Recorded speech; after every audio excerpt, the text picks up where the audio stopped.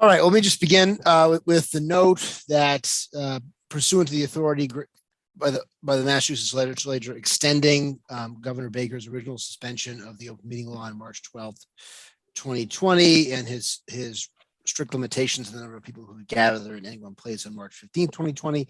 This meeting of the Medfield Board of Selectmen is being held via remote participation.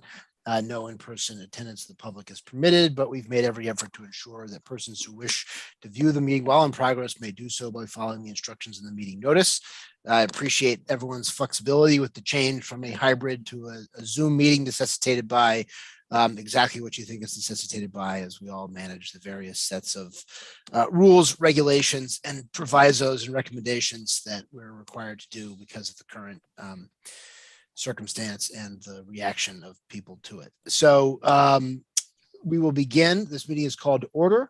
This meeting is being video recorded, and we will begin by taking a moment of appreciation for our troops serving around the globe in defense of our country.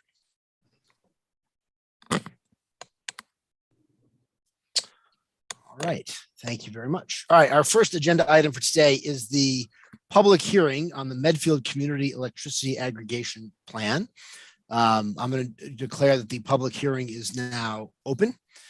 We will take public comment from the public and any interested parties on this during the course of the hearing. We also have gotten some written comments, which will be read and responded to as we go through. Do we have the Community Choice Aggregation Committee with us, Christine? Yes, we do.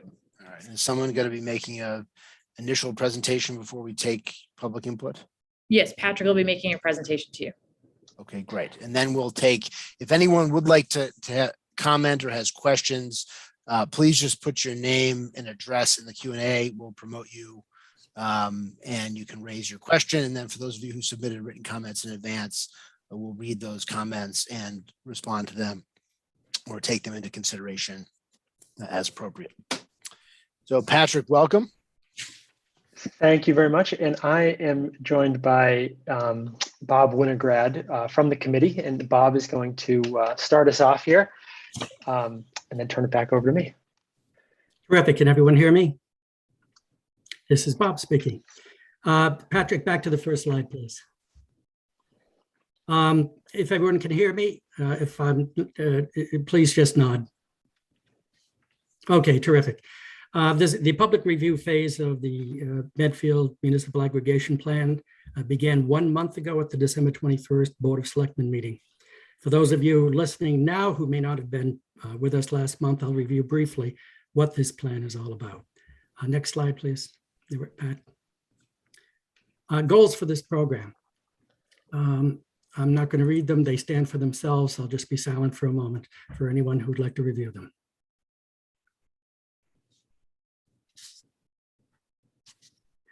So what has happened so far? Next slide, Pat. At town meeting last May, residents approved development of this program for town residents and businesses. Over the summer, a subcommittee was formed that vetted an experienced consulting group to assist us with development of this program, and that consulting group is Good Energy. This fall, a plan was written to get us through the state mandated steps in development of this program, and the plan itself was submitted for public review last month, again, as I mentioned a moment ago, at the December 21st Board of Selectmen meeting. So how do we promote this public review of the plan? First, the plan was posted on the town website via a link to our new Medfield Community Electricity, otherwise known by its abbreviation MCE, our new Medfield Community Electricity website. That website is electricity.medfield.net. The town website directs you to that medfield.community.net. Posted on both the website and MCE. Soft copy, obviously, for anyone to review online. But besides access to soft copies on the town and MCE websites, hard copies were made available at Town Hall and also at the town library. Notices were posted on bulletin boards over the last few weeks. Blue Moon Brothers, other organizations that have bulletin boards. Notices were run on Medfield Cable TV. Articles ran on Medfield Hometown Weekly, The Patch, Medfield Insider. There were postings on Facebook and Twitter.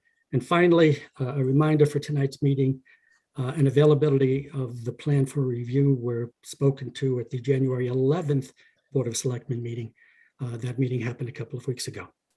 So with all that said, with regard to how we tried to get visibility to this plan available to the public, what feedback have we gotten from this public review? And also important, what are the next steps in developing our community aggregation program? So with that said, Patrick, take it from here. Great, thank you, Bob. So tonight we're having the public review and we'll review those comments that have come in. The next step would be plan consultation with the Department of Energy Resources. They provide a consultation letter. And then we would bring this back to the Board of Selectmen to vote to approve the plan. So this is actually a little bit of a change from when we've presented in the past. Typically what we've done is we've had the public review, and if the board's comfortable, we can approve the plan, and then we can get that Department of Energy Resources consultation letter later. The reason we're suggesting getting the letter first and then sort of coming back to approve the plan is largely due to some recent rulings from DPU that came out just very recently. And they really emphasized that they'd like the plans to have sort of kind of like the absolute final language before they're voted on locally and sent to DPU. And when we go to consult with the DOER, it's unlikely that they'll make changes, but it's possible. And also in the rulings that DPU just made, there are some honestly relatively minor changes to language and whatnot that they're suggesting. We'd want to incorporate those into the Medfield plan as well. So we'll be able to summarize those and make sure the board gets a copy of them, and when we bring the sort of final plan back to you for the vote. But that's just a little bit of a slight change in the process, so that tonight we'll really just have the hearing. And then, of course, just so everyone's on board, once we have that letter and you voted to approve the plan locally, then we'll go to the Department of Public Utilities. That will be looking for their review and approval, which could take quite a while. And then once you're approved, then we're sort of ready to go out to bid for an electricity supply. And we'll be looking at the market to see when would a good time be. And then if and when we do find a good electricity supply contract for the town, then we'll have a start date, we'll have known rates, and then we'll be able to launch a education and outreach period prior to the start of the program, so that everyone, we're trying to do is make people aware of their ability to opt out of the program, particularly before the program starts. So just as a quick reminder, the program's not launching this winter. So their Eversource rates are very high right now. So you might be flooded with mailers and offers. Those would definitely not be coming from the town or the town's program. Won't be launching this winter. So what I'll do, I'll transition into a few slides reviewing some of the comments we've gotten, and then we can open up the public hearing, and I'm happy to respond as the board would like to any comments or not. So we've got 3 comments that were taking sort of objection to the program being opt-out, and that means that everyone who's eligible, we'll talk about that, is automatically enrolled unless they choose to opt out. So the response here is first off, I want to state there's 2 primary reasons that the program is an opt-out program. And the first is that the state law that enables the program authorizes it as opt-out. So there's a link there to the law if you'd like to take a read. And then the other piece is that the idea is that we've constructed a default option, the one that you would be automatically enrolled into, that the idea is that we're trying to leave people better off than they currently are. And I want to be clear, we can't guarantee savings, but the default that we'll talk about is going to be a little bit cleaner, and we hope a little bit cheaper than the Eversource basic service supply. So that's the goal, is that we're using this opt-out mechanism to hopefully leave people better off. But of course, you can always opt out. And I just wanted to clarify that automatic enrollment applies only to Medfield electricity customers who have not already selected their own electricity supplier. If you want to check if you're eligible, you can go to this link here. It's a sample bill from Eversource. And if it says Eversource under your electricity supplier section, you would be one of the accounts eligible for automatic enrollment. And then just a reminder too at the bottom here that, of course, take this opt-out provision very seriously. So we want to educate everyone to the best of our ability about their rights to opt out. So we'll do at least 30 days before the program launches a suite of education and outreach, and that is including a hard copy mailer to everyone who would be in the program, and that has all the rates and the information, as well as a postage paid card that you could just sign and put back in the mail to opt out if you'd like. So try to make it as easy as possible and really get that awareness out there. Another comment we got just say, hey, I note there's no assurance of saving money for the individual consumer. And so this is actually, it's a great comment because we want to be really transparent about this. The goal, I think, of the program is to use the buying power we have of this program and strategic procurement to be able to provide stable and competitive prices. But we cannot guarantee savings compared to the utility. And actually, you'll see the plan does say that wherever we mention something like savings, we're also going to mention that savings cannot be guaranteed. It's actually a requirement from the DPU. All that said, Medfield starting this at a time when there's a really good track record of what other aggregations have done. And, for Good Energy, many of our programs have been in operation for over 5 years. And statewide, I think we're up to maybe 130 or more approved programs. And so, the longevity and the continued popularity of these programs, I think, speaks to the value they've been providing to communities. So, of course, again, recognizing that we can't guarantee savings, but that is the goal. And I would just want to remind everyone that at any time, if you decide the program is not for you, you can leave. So you can either opt out before the program starts, or at any time during the program, you can opt out and leave. There's never any penalty charge to get out. So there's a comment about communication and a little concern about no hard copy mailing planned. So I wanted to address this in two ways. So first, just to as a reiteration, when we're launching the program, there will be a hard copy mailer to everyone. And we'll actually do two different types of mailings. The first will be a postcard that just says, hey, we're the town of Medfield and we have a program coming, and it'll also provide information about a public meeting that you could attend.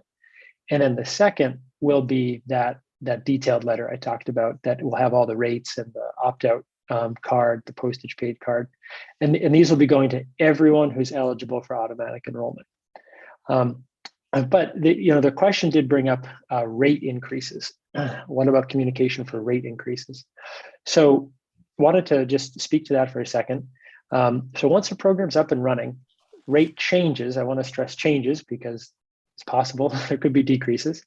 They can really occur primarily in two situations. So one is at the end of the first supply contract. If we're renewing the program, there'll be a new contract, and most likely it will be a different rate.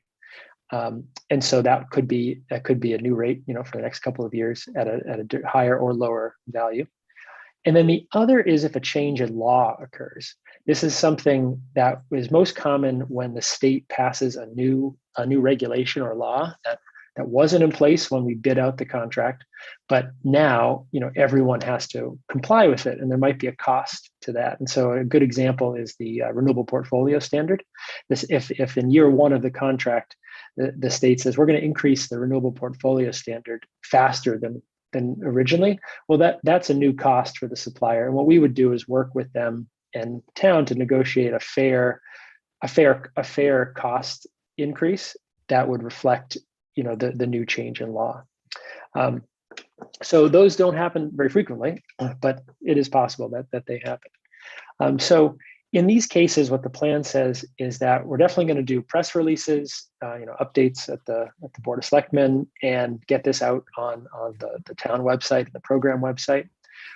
We certainly would also, want to offer specific groups like say senior center, seniors, other ways to, if we wanted to do a presentation or something to them. Mailers aren't planned or aren't required, I would say. What we do see is that towns keep you have the option to do mailers, and many of our communities went during the renewals or sometimes in change of law, they choose to do a mailer, but sometimes they don't. So it's an option, I would say, that exists, but not a requirement. And I think that's a good way to have it so that you don't lock yourself into having to do a mailing, because there is cost to that, which would get baked into the rate. But you can do one if needed, and I think that works well. When the utility changes their rate every 6 months, there's not like a new mailing, sort of sent out about that. So many of our communities do mailings, and the plan certainly doesn't preclude that. It would be an option. And then I think this might be our last one. Why is Medfield standard the default for automatic enrollment? So I think just wanted to kind of pull this back. The plan offers 4 different electricity options, and the default is that one that's a little cleaner and also trying to have some savings. So it's kind of trying to be a win-win for both on both the environmental front and the economic front. And then the other options we have are sort of, one option is the basic, which is the lowest cost. It only has the state minimum renewables. And we've got 2, a 50% and 100% renewable energy for those who really want to go green. So I think the committee, chose the Medfield standard as the default to try to give everybody, essentially the majority of people will be in the default, something that was a little cleaner and a little greener. A good thing is this is also pretty common in Massachusetts now. A lot of communities, including some nearby communities like Millis, and Natick and Dedham, have a standard that's just like this, a little cleaner, a little greener. And Westwood is launching soon, also has one. So I think with that, finally, one other one. This came from someone who provided a pretty detailed list of questions that we will be responding to and make sure the board gets a copy of that. But for the purposes of what we can go over during this public hearing, there was really two key questions around data. So the utility is going to be giving data to the competitive supplier who is signed on to serve Medfield when we do the bidding. And what we wanted to highlight is they were asking, what kind of data will be included, because it mentions addresses and customer identifying information. And they asked, will this include bank account or routing numbers? So good thing is, no, this will not include any financial information. The supplier doesn't actually need any of that. So the supplier really just needs data to be able to enroll you, to mail you the letters, and to also to bid on the program. So so effectively, there's a number of pieces of data mentioned in the in the document, and then it says other data. And other data will probably include things like a customer name key. It's a four-letter code that's part of enrollment. Your meter read date, so we know when your electricity takes effect, service class, like residential versus commercial, and then also historical usage information, which the supplier needs to bid on to get a sense of what the load is. So that's the scoop there. And I think that's it. So I can stop sharing the screen now and turn it back over to the board. And happy to respond to any comments that come in as you'd like. All right. Does any members of the public wish to address questions or comments at this time? Please just put your name in the Q&A with your address, and we'll promote you to ask your question or make your comment on this. And Christine, or Nick, whoever was marshaling this, those responses addressed all the written comments that we received?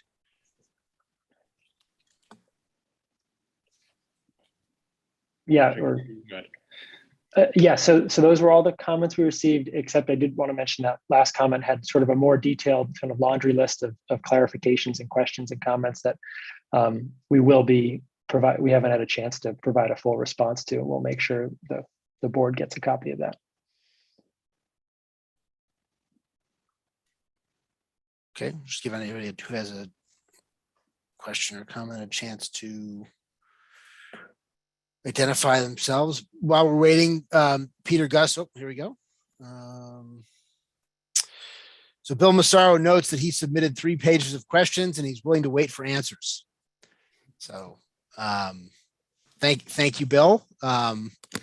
Any timetable on when we can get back to Bill on his questions, because we'll have to close this public hearing at some point.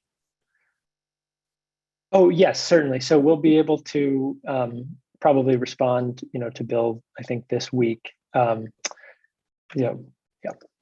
But I think we can still, I think the public hearing itself can be completed in terms of responding to any comments, that sometimes we need to take those back and talk about those and whatnot. So I think those can happen post-hearing. Okay. Pete, anything? No, Patrick, I thought that was an excellent presentation, very clear. And I think this is just a great program for Medfield to undertake for our residents. So I'm all in favor. All right, Gus?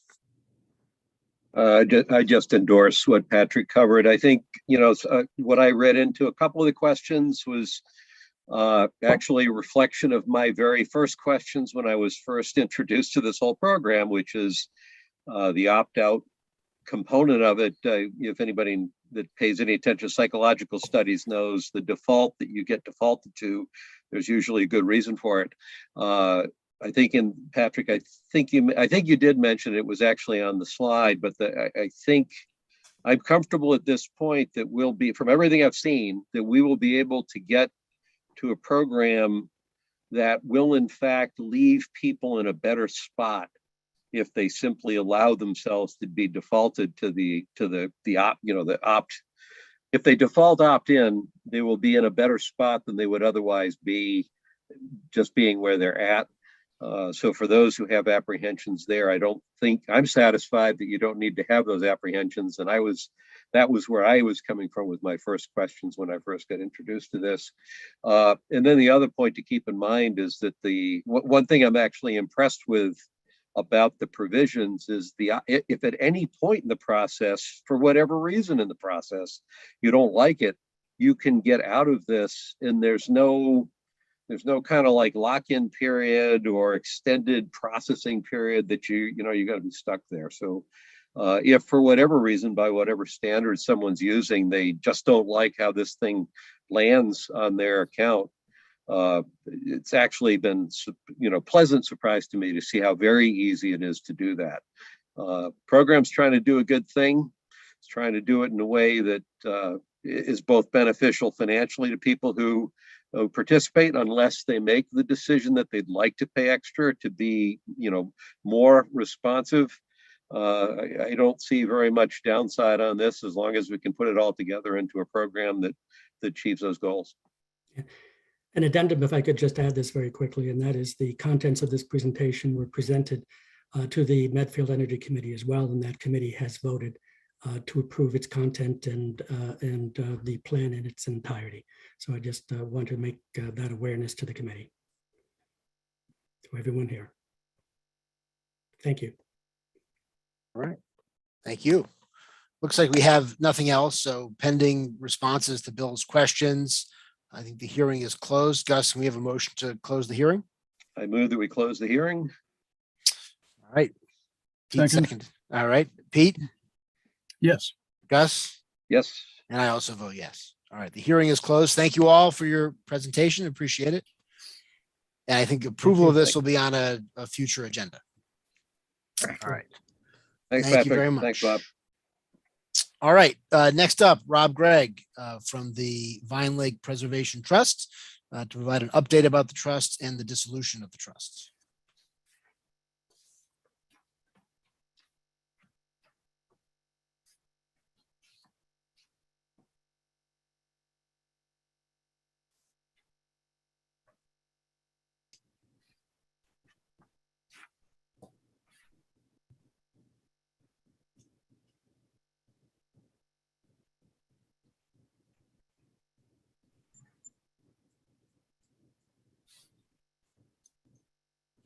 I can see Rob, but we can't hear him.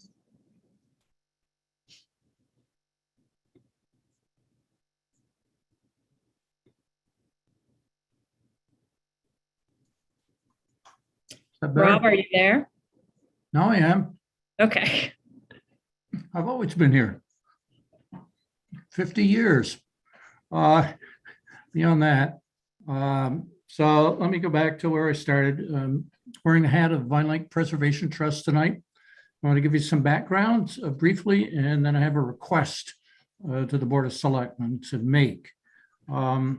Historically, the Vineland Preservation Trust was formed in May of 2009 as a nonprofit organization. Since that point in time, it's been governed by 6 directors who are Medfield residents, and I have served for the duration as the president. That nonprofit, Vineland Preservation Trust, had 4 initiatives. One was preservation, which was probably the most well-known initiative of ours, which was to address the preservation work of many of the memorials in the old section of the cemetery. Another initiative was enhancement, where we organized 3 Arbor Days of service, and we also improved the hillside garden on Main Street. For interpretation, we conducted numerous walking tours of the old section. And for celebration, we funded the production of a free and popular app that folks can use to search for their historical buried persons only in the new section of this, in the old section of the cemetery, excuse me. So the preservation of the memorials in the old section occurred since 2009. We have done numerous preservations of slate and marble memorials. And because we have worked so well and so thoroughly, that number of opportunities have dwindled now over 12 years because we have done so much work. We've also had a loss of some of the volunteers through age, through moving out of town. And so you put those 2 things together, loss of volunteers and dwindling numbers of preservation possibilities, and that is one of the situations that we dealt with. Our interpretation initiative has been affected by COVID, so we have not conducted anywhere near the number of walking tours in the old section that we'd like to or have done in the past. So in September of 2021, the directors met to deal with the issue of succession. That was sponsored primarily by my retirement as the president of the trust, and the directors discussed the opportunities of moving forward and how best that could be done. And faced with none, they voted unanimously to start the process of dissolution of the trust. Now, because we live in the Commonwealth of Massachusetts, the Attorney General's office produces requirements that we must meet. And one of the obligations that we are forced to consider is the distribution of our assets to a like nonprofit organization, hopefully in the same town, but does the same kind of work that we do. And so I come to you tonight with a request from the directors of the trust that the town establish a cemetery preservation trust fund for the preservation of memorials only in the old section, and to be governed by the director of the Department of Public Works.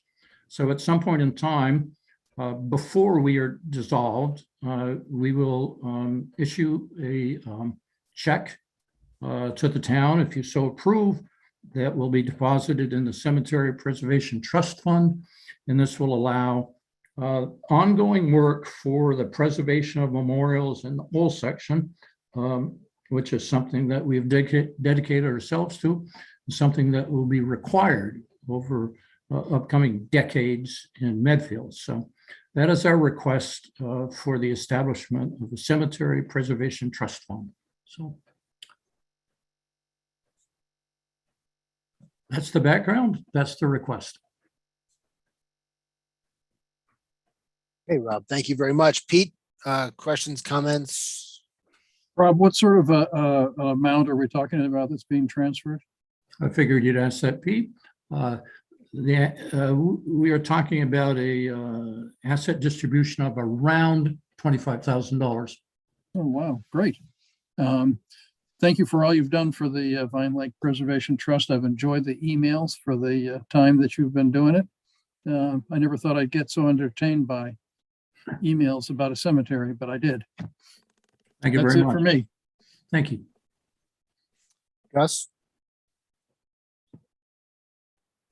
A couple of questions, Rob. In thinking about the role that the Preservation Trust has played, one piece of it is the preservation of the stones and things like that. The other part is that interpretive role. Sounds like the interpretive role, because of COVID, has been cut short. Looking, medium to long range, did I hear you basically suggest that probably the physical preservation at the cemetery, the demand for that or the need for that, at least for some, I'm guessing medium to, let's say medium range period of time, is probably not that great, because you guys have done a good job up to this point, so that the need is not as great as it once was? Is that fair? Yeah, it's a fair assessment, Gus. The fact that the stones are of slate and marble construction, slate stones break very easily. Visitors can break them. They can be broken in the process of lawnmowers going through the cemetery. The marble stones are being degraded by acid rain.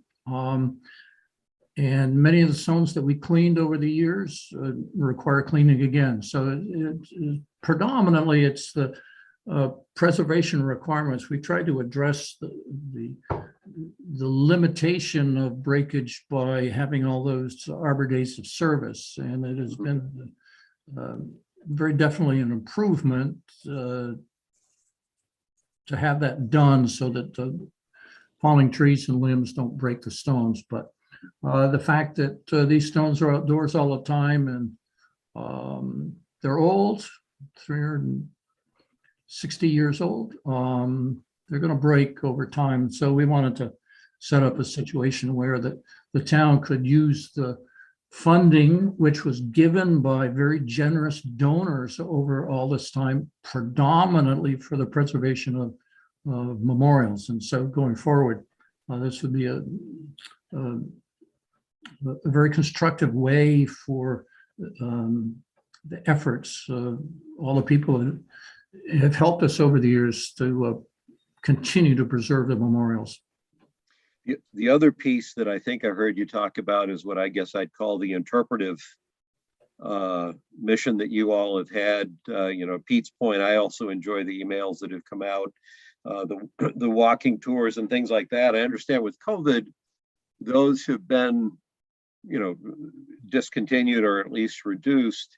With the dissolution of this preservation trust, it sounds like that part of what the preservation trust has done on behalf of the cemetery and the town, that probably is just going to go away. Is that fair, correct, accurate?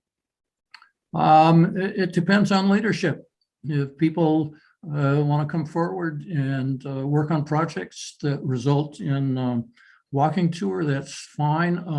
One of the nice things that's happened, because our website has been extensive in terms of historical and cultural information, is that a major part of our website has been subsumed into the Medfield Historical Society website. So all the research that we did over the years will not go into the black hole of nothingness, but will be there as part of the Historical Society's website. That's being worked on at the moment, and that should probably be available to the public in the very near future. Okay, that leads to my last question then, which was, you're proposing here that this would come under the direction of the DPW, which the folks that maintain the cemetery have done, in my experience, I think since I first moved here, have done a stellar job. So there's not a problem with that. But in my head, I was saying, is it DPW? Is it the Historical Commission? Should we look at the committee to study memorials that we have that I think probably doesn't get called upon to do a whole lot? And I'm not trying to talk down any of the options. I'm just in my head trying to think through, is the DPW, if a DPW is the logical place, then I assume the part that we're really focused on preserving is the actual physical maintenance of the cemetery. If the Historical Commission, for example, was the logical place, I would say, no, the biggest thing we're trying to preserve is the education, interpretation, historic research side, and with the committee to study memorials, if anything, that would probably be to maybe make their role a broader role. My question, I guess, is I'm trying to think through, is DPW the best choice given the most important part of what the Preservation Trust does? Is DPW the best choice moving forward from here to make sure that the most important parts of this get carried forward by someone? The directors of the trust agree that the Department of Public Works is the best, simply because they have the feet on the street, so to speak. They're the ones that walk through the cemetery. They drive through it daily. They know what's going on. We've included them in our work over the years. And so for a group that doesn't need a lot of ramp up education and feels very comfortable about making decisions about preservation and repair, we feel that DPW is the best choice. Okay. Then my last question is, if that's the case, I'm trying to visualize a trust fund or a trust that gets funded with the dissolution of this. In a way, it sounds like then this would become something like a revolving fund inside DPW dedicated to preservation of the cemetery. I'm just trying to think through the mechanics here. I think Christine might answer that better than I can. No, it would actually be a trust fund that's managed by our treasurer, Georgia Kalivas. Obviously, it will earn interest income, and we will have rules of what can actually be spent from that trust fund by whom, under the direction of the DPW director, and make sure that it is limited to what the intent is for the Vine Lake Preservation Trust. So okay, I have one more question then. The question I'm really looking for is the answer to, who will the steward of this be? I'm thinking of stewardship in the sense that the Vine Lake Preservation Trust has provided stewardship to the cemetery. With this, I can see the financial transaction, I can see the transfer of responsibilities, and I find myself wondering, who is the true steward of this? I would suggest it would probably be the DPW, because I said they have the feet on the street in the cemetery. They're constantly over there. They're seeing what's going on. They recognize when stones are down, they need to be repaired. That's their purview. They do that at the moment in the new section, although the preservation of stones over there is altogether different because they're different kinds of stones altogether. But they're the ones that manage the daily operation of the cemetery, and my feeling is that they have the best set of eyes and ultimately the best set of judgment about what to do. And I think, I guess to take one step further from Rob, is it's also my office. Rob and I have met several times over this summer to talk about this. And I was very excited that he considered the town for this. I was involved back in 2009 when we went on many field trips of other cemeteries, hoping that, we could move this forward. So I think it's definitely my office as well. Okay. Thanks. That's all I have, Mike. Thank you, Gus. And Rob, let me reiterate what Justin Pete said. My thanks to you and the trust. You really do an awesome Oh, you're job. very welcome. And I will read one comment from Bill Massaro, who said he wanted to express his thanks for an appreciation of what the trust and you accomplished. And he also notes that he'll miss the newsletter. So a lot of people will miss the newsletter. So thank you for that. I think Gus covered most of the technical questions that I would have on this one. So I think this all sounds like a good idea. Do you have a sense of the timing, like when this would happen, when you're hoping to wrap this up? I know there is some of that's out of your control to get the blessing of the Attorney General's office and all that, but do you have some sense of timing? I would imagine within the next couple of weeks, we could come knocking on the door with check in hand. The dissolution by the Attorney General, you can go about it two ways, and we're choosing the way that we distribute our funds before we dissolve.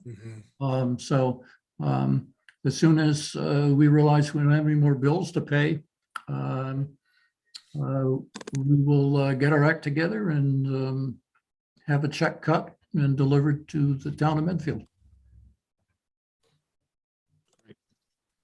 And will this require a town meeting vote to create the trust fund, or can we do that ourselves?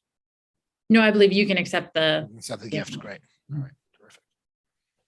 All right. I don't see any other comments, questions, or praise from the public, although I'm sure everybody is grateful for what you've done, Rob, and I know you're going to remain busy on many of your other ventures in town. So thank you very much. Any final comments, or would you like to move on to your next meeting?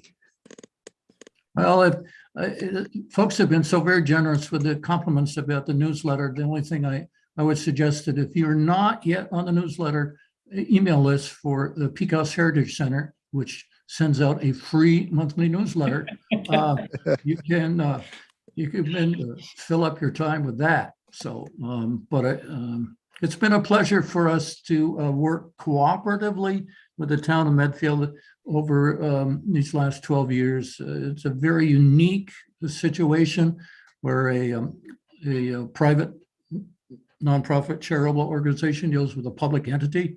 We've had tremendous cooperation from the maintenance workers and Bobby Kennedy over the years. And so a lot of our success has been dependent on that hand-in-hand cooperation that we've had. And we appreciate it. And we want to recognize it. Thanks, Rob. I think we can agree that the DPW does a great job taking care of the cemetery as well. So thanks, Rob, very much. I appreciate it. You're welcome. I'm sure you'll be in touch, and we'll look forward to getting the check. I'm sure you will. All right. Thanks, Rob. Thank you. You're welcome. Thank you. All right. Our next appointment, David Cashman from SEB Housing, to request the Board of Selectmen to approve a 5% rental increase for current tenants and property-specific maximum rents for the vacant units. This relates to the Medfield Meadows, the rental portion of Medfield Meadows. That's correct, Christine? That is correct. And David had reached out to us, actually specifically had reached out to Sarah to discuss a new advisory or guideline from DHCD that was, I believe it was issued back in November, and David was looking for an increase in rental amounts. Since this is new and it was under a new thing, I asked David if he could come and explain it to you, since he's seeking your approval for a rental increase there. Sure. Good evening, board members. David Cashman from SEB Housing. Typically, with affordable units in Massachusetts, every year in April, HUD publishes new area median incomes. And shortly after they do so, we recalculate the rents for all of the properties that we work with, which is quite a few. And we submit those to the various towns where the properties are located. And the town and state have to approve the new rents as calculated, which is usually pretty much just formulaic to make sure that we've calculated the rents accurately. and typically approvals follow shortly thereafter. Since the start of the pandemic in spring of 2020, approvals of rents for properties all across the state with affordable units have been on hold. So many properties, most properties, are still using rents from April of 2019.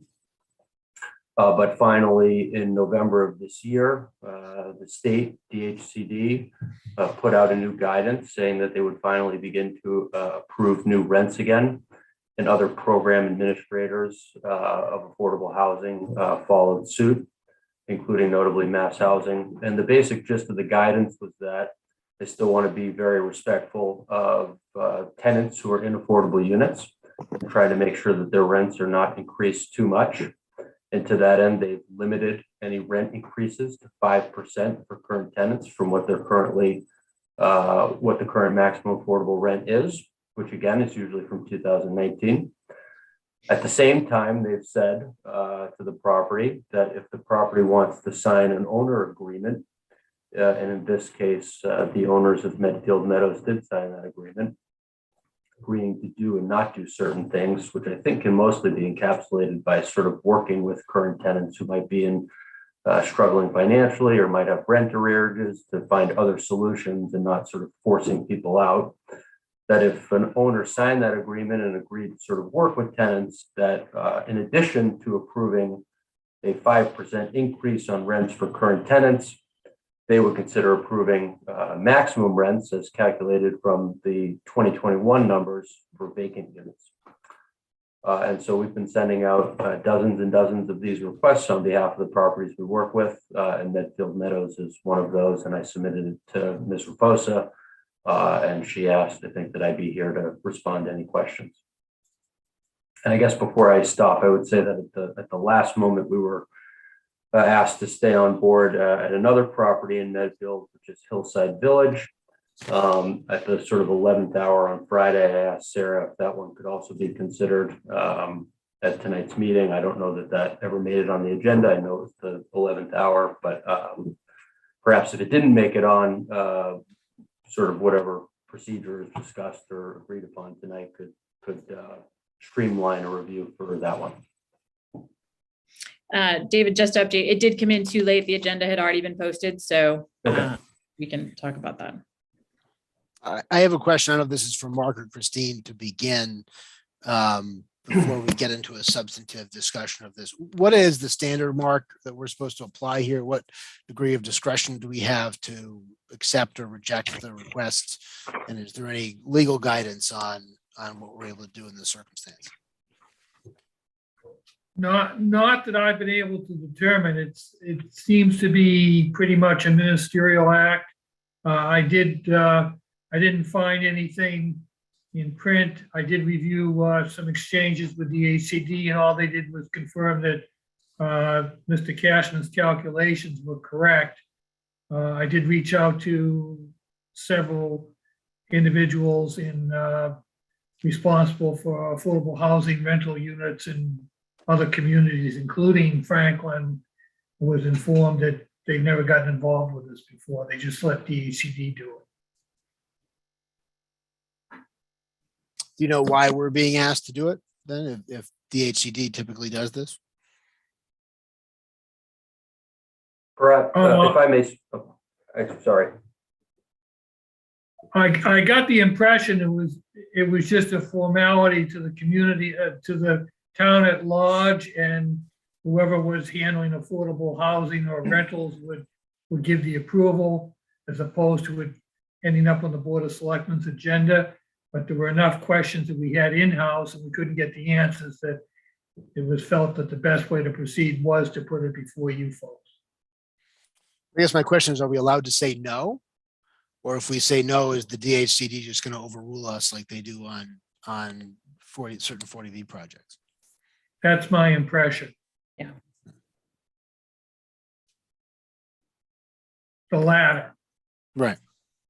I would agree. I think that's why, as David mentioned earlier, most of these calculations are just reviewed by either your affordable housing planner or your town planner, and then moves forward just as a calculation to make sure that they have done it appropriately. But I believe that's why we have not seen these come before us. So I'll hear from Pete and Gus, because I would say I'm not inclined to support this. If you look at the prices for which the sale units there, what they're listed for, what they're going for, I mean, is much higher than what was anticipated when we approved this LIP. It seems like this is something that would fall the most on the people who'd have the hardest time paying it. And I know they have given this little carrot of if you'll work with people on an individual basis, but I would my view is I want to say no to this, and if they can appeal and force the state agency that says it's there to promote affordable housing to approve the rental increase, that's fine. But I don't see why we would, given our local circumstances here and the circumstances the tenants would find them in, and the fact that I think that development seems to be doing exceptionally well and probably better than was anticipated. We approved this in 2018, right? And I think if you look at the list prices of a lot of the for sale units, they're really high. So I would be inclined to vote no. And if the state wants to overrule us, that's fine. But Pete and Gus, I'll hear from you on this. Well, I would start by saying that I know nothing about this, and I'd be very curious to find out how other towns deal with it and what they do with it, whether it is just a ministerial thing by the town planner, or whether there really is some discretion that's exercised. So I guess I would want more information of that sort before taking any action one way or the other. So my inclination at the moment would be to not approve an increase. I agree with you, Mike, that these are the people that can least afford an increase, and a 5% increase for those people can be very difficult. So I guess at this point, I'm not ready to say yes.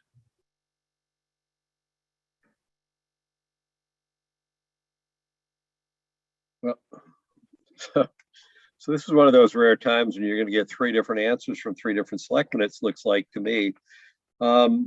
Usually we get at least 4 total. Yeah. I'm gonna given what I've read coming in from Rika Hayashi, and again, not Mike or Pete, I'm undoubtedly no more knowledgeable of this than you are, and probably less knowledgeable, but from the materials that were presented to us and the circumstances that we've gone through a couple of years of COVID precautions where things have been locked and frozen. David, you may not realize that I recall this, but I think the last time you came before us, you came by to get some relief on some calculations that could have been done in a more beneficial way for the developer. We shot you down on that one. So I'm mindful the last time you came to us, we actually said no, because we were, I think we were watching out for the people that were looking for the affordable housing. My perception of the Medfield Meadows project and the developer, and it's not a close perception, but I've gotten peripherally involved, is that we have a responsible developer. It is a nice development. And it's not, I wouldn't be able to say, oh, these are the nice units that are the market units and these are the ones that are not. I know we still have a few issues that are going on the backside of the property that still have to be finished up. But my main point was, I think the town has an interest in also, it's easy to say no, because it's affordable housing. We want to make sure housing is as cheap as possible. I think it's also important to recognize responsible developers and make it feasible for them to have a successful project. So in my case, in this instance, given that it sounds like this is all being done within the parameters of what the state has determined is acceptable, given that you've had a 2-year freeze, and given that my perception of our experience with this developer has been fundamentally positive after what was potentially a pretty contentious situation when I first became aware of this, I would be inclined to say yes. Okay, well, it sounds like we need to get some answers to some questions, and we can get those. We can put this over to next week to get those answers. David, I don't think you have to come back for that purpose. We can get whatever information we need, and then do what we need to do. And Gus, I agree with you that they so far have been generally responsible as they're completing the project, and overall it's been a positive experience. I would say that my view on voting yes or no is not really a judgment about them as to being great developers or not. It's more given where we stand now, because obviously, well, you had 2 years of a freeze. You've also had 2 years of very substantial house price appreciation on the ownership units. And obviously we approved kind of as a compromise, right? I mean, I think the preference on the town side was to do that development as we worked through that LIP process.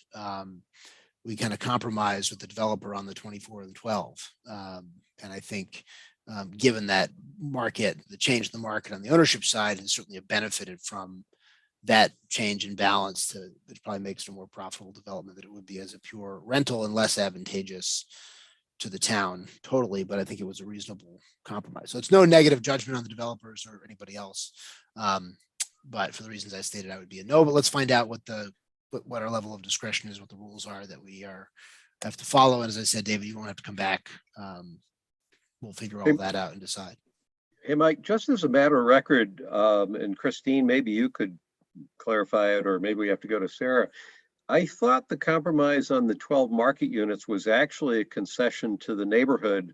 Yes. That wanted for sale units. So it may be that it worked out very fortuitously for the developer, but I actually think those 12 units were, and I don't know if concession's the right word, especially the way it's maybe worked out, but it was a concession by the developer to put for sale units in as the buffer to the neighborhood where people live. So yeah, I think that's right, guys. The neighbors requested it. Yeah, no, that was definitely a part of it as well. But I had thought there was, and I could be misremembering that, I thought the developer was in favor of the ownership as well. Because I know from the town perspective, from the safe harbor and everything else, the rental was more advantageous.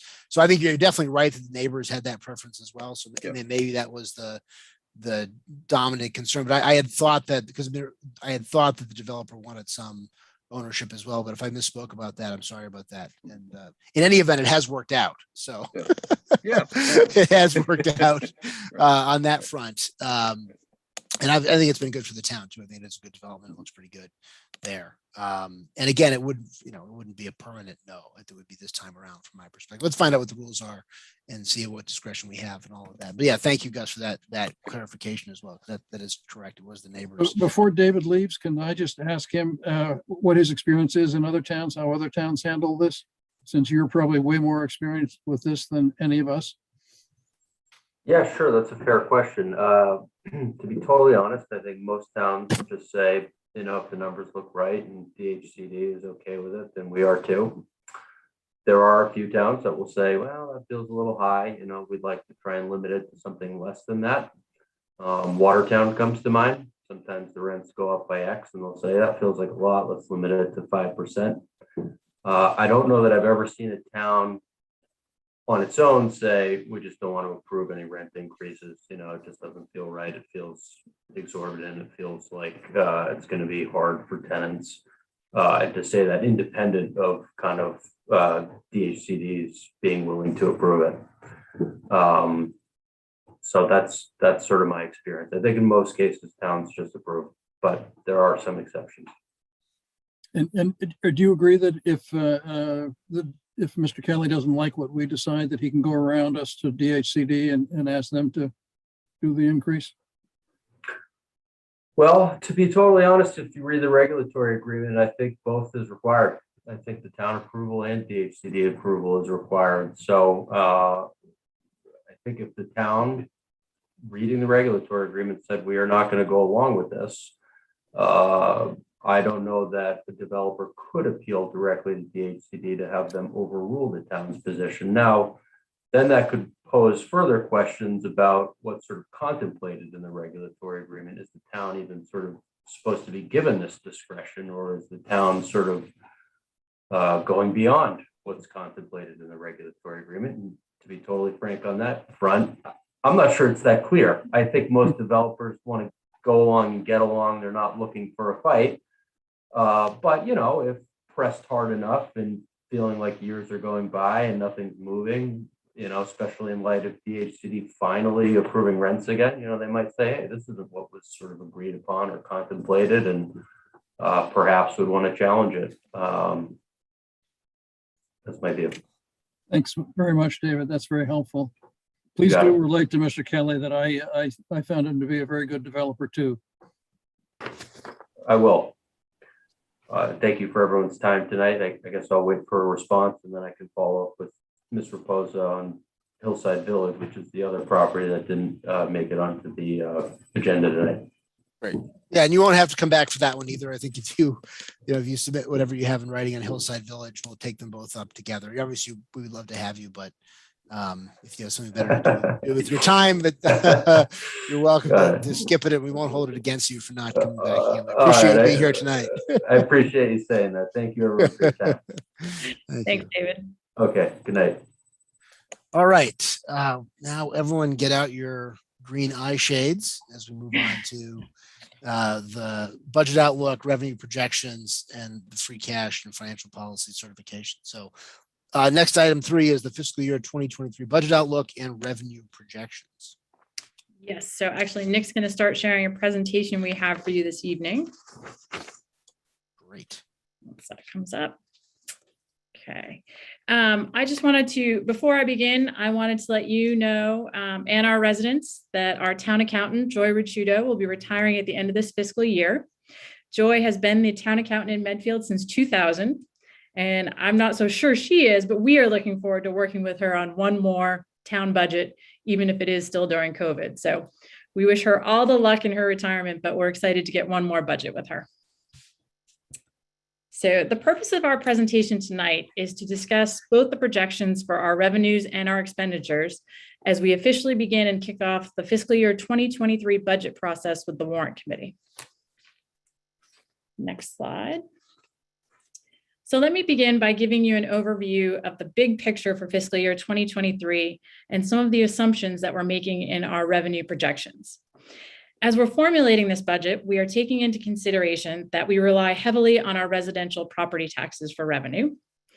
We have limited growth in state aid, and at this time, no new sources of revenue for fiscal year 2023. In terms of our expenditures, we're facing increasing fixed costs, both in health insurance, retirement, and our property and liability insurance. We are very lucky this year that we have a strong free cash balance that's just been certified this past week. And we have federal stimulus funding, or ARPA, available for both fiscal year 2023 and fiscal year 2024. Okay. And as I look at revenue, the revenue outlook, it's actually, Nick, if you can go to slide 4, I think it helps to look at our revenue sources in a more visual format as I discuss the outlook. So in determining the revenue outlook, we've made the following assumptions. Per Proposition 2.5, we have calculated a 2.5% budget increase from the tax levy. That's the large blue Pac-Man shaped in our chart there. As we discussed with the Board of Assessors back in December when we were setting the property tax rate, we discussed that that is the largest source of revenue for the town. In this projection, we have state aid as level funded. We anticipate the governor to release his budget shortly. He usually provides insight to cities and towns just around the Mass Municipal Association annual meeting, which takes place this Friday, virtual. Once we have the governor's budget, we'll then start to refine and update this state aid projection. Our local receipts that you see there in orange are currently estimated as an increase over our fiscal year 2022 projections, and the financial team continues to review and revise those estimates as more information is becoming available to us. Taking these projected revenue sources into consideration, we estimate the total available new revenue for the general fund budgets for both schools and towns to be approximately $1.6 million. Next slide. Just wanted to take a moment. I know we talk a lot about state aid, but I wanted to point out back in 2011, and I know we've reviewed this before, but I think it's always helpful. We lost 6.5% in state aid. And then if you look at 2021, we are essentially level funded. The state aid revenue in Medfield is not growing at the same rate as our town and school expenses. And we appear to still be digging out of the hole back from 2011. Next slide. Okay, local receipts. I've mentioned local receipts a couple of times tonight, and I just want to take a minute to talk about this a bit more in depth. This is the area in the budget where we have more of a say in how we estimate local receipts. Obviously, state aid and other numbers are given to us. This is where we have a little more control in how we're estimating this. We continue to be conservative in estimating this revenue. If we overestimate our revenues, that could require us to make mid-year budget cuts, while underestimating our revenues could cause us to make reductions in services that may be no longer necessary. So the local receipts that you'll see are made up of the following: motor vehicle excise tax, our local options meals tax, licenses and permits, which includes the building department, alcohol licenses, dog licenses. We have other receipts. This is holds on to it's a smaller account that includes our investment income and our betterments. And believe it or not, our betterment revenue is dropping off, which is frightening to me because when I originally did those calculations 20 years ago, it seemed way too far in the future, and now it's here. And then we also have other departmental revenue, and that includes transfer station stickers, ambulance revenue that doesn't go into the revolving fund, our solar credits for the public safety building, and any lien certificates that are issued. Our rental income, which you see is small, represents the leases of town land, cell towers, post office, and the Kingsbury Club. We are continuing to revise these estimates. I'm sure the financial team is tired of hearing me talk about them. We're pretty much looking at them on a daily basis. Next slide. I really wanted to take an opportunity to show you the revenue that we generate from our local options meals tax. You can see the major drop we had from March 20 to June 20. Obviously, that was at the start of the pandemic. After that, we continue to increase, and we're headed into fiscal year 23 with one of our best years ever. I really want to commend our restaurants for pivoting to different takeout options, providing additional outdoor seating, being super creative. And I want to say thank you to our residents for thinking local and supporting our local Medfield residents. Thank you. And then if we can pivot and switch gears to look at what our expenditures for fiscal year 2023 look like. As I mentioned earlier, we are experiencing an increase in some of our fixed costs, and that includes health insurance, pension, liability insurance, and OPEB. And health insurance I want to talk about specifically. If you'll remember last year, our insurance company provided the town and our employees what they were calling a 1-month premium holiday. That allowed us on the town side to reduce our health insurance budget by $350,000.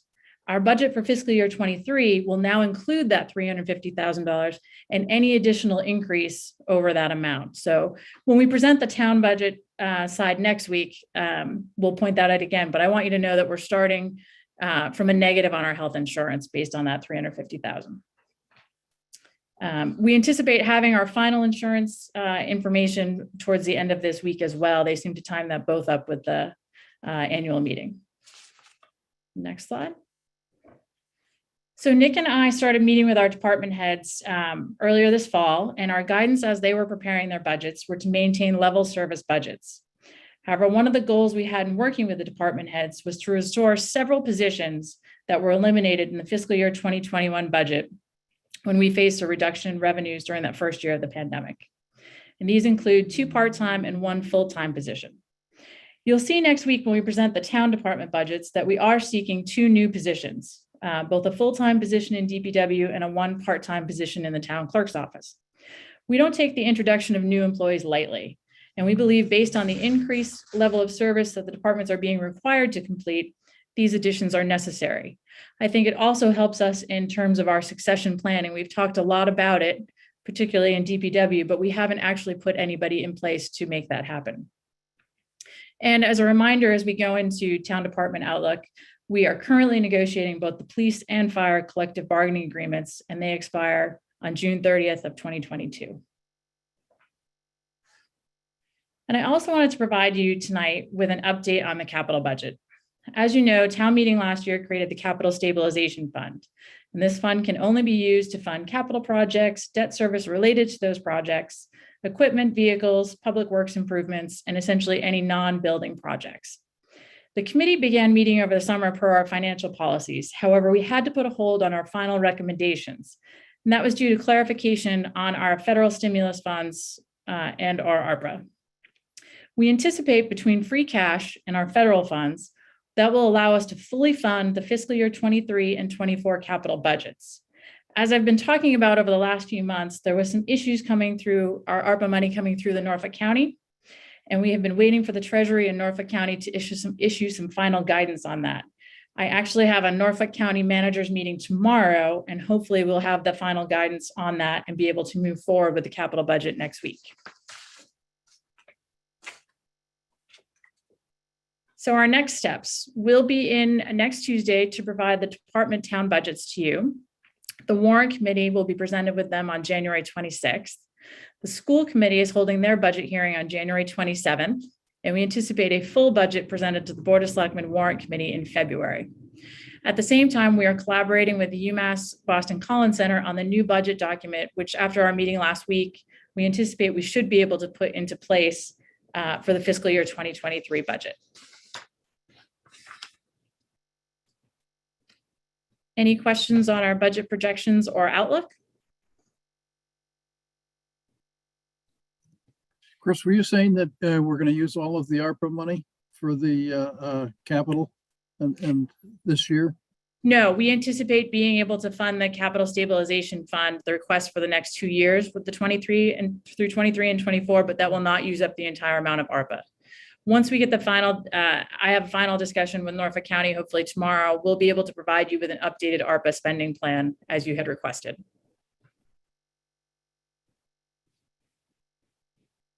Christine, one question. I think it was slide 9 was the one we had staffing. I just want to be sure I understood what you'd said. There was 1.5 unfilled positions from 2019. And then below that, there was a full-time and a half-time position, DPW and clerk's office.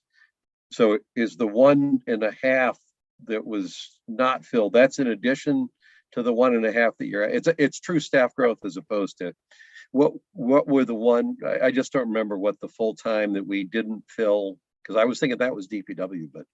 There was a full-time in DPW that we did not fund in the budget, as well as part-time in accounting and a part-time at the library. So with the restoration of those positions and the 1.5 new hires, DPW pick up 2 full-time people? Correct. Okay. Yep. Christine, one of those positions in DPW is the assistant director's position that has been in a lot of preliminary budgets for the last 5 or 6 years, only to not quite make it past February. It's that one that we've been. That is correct. Yes.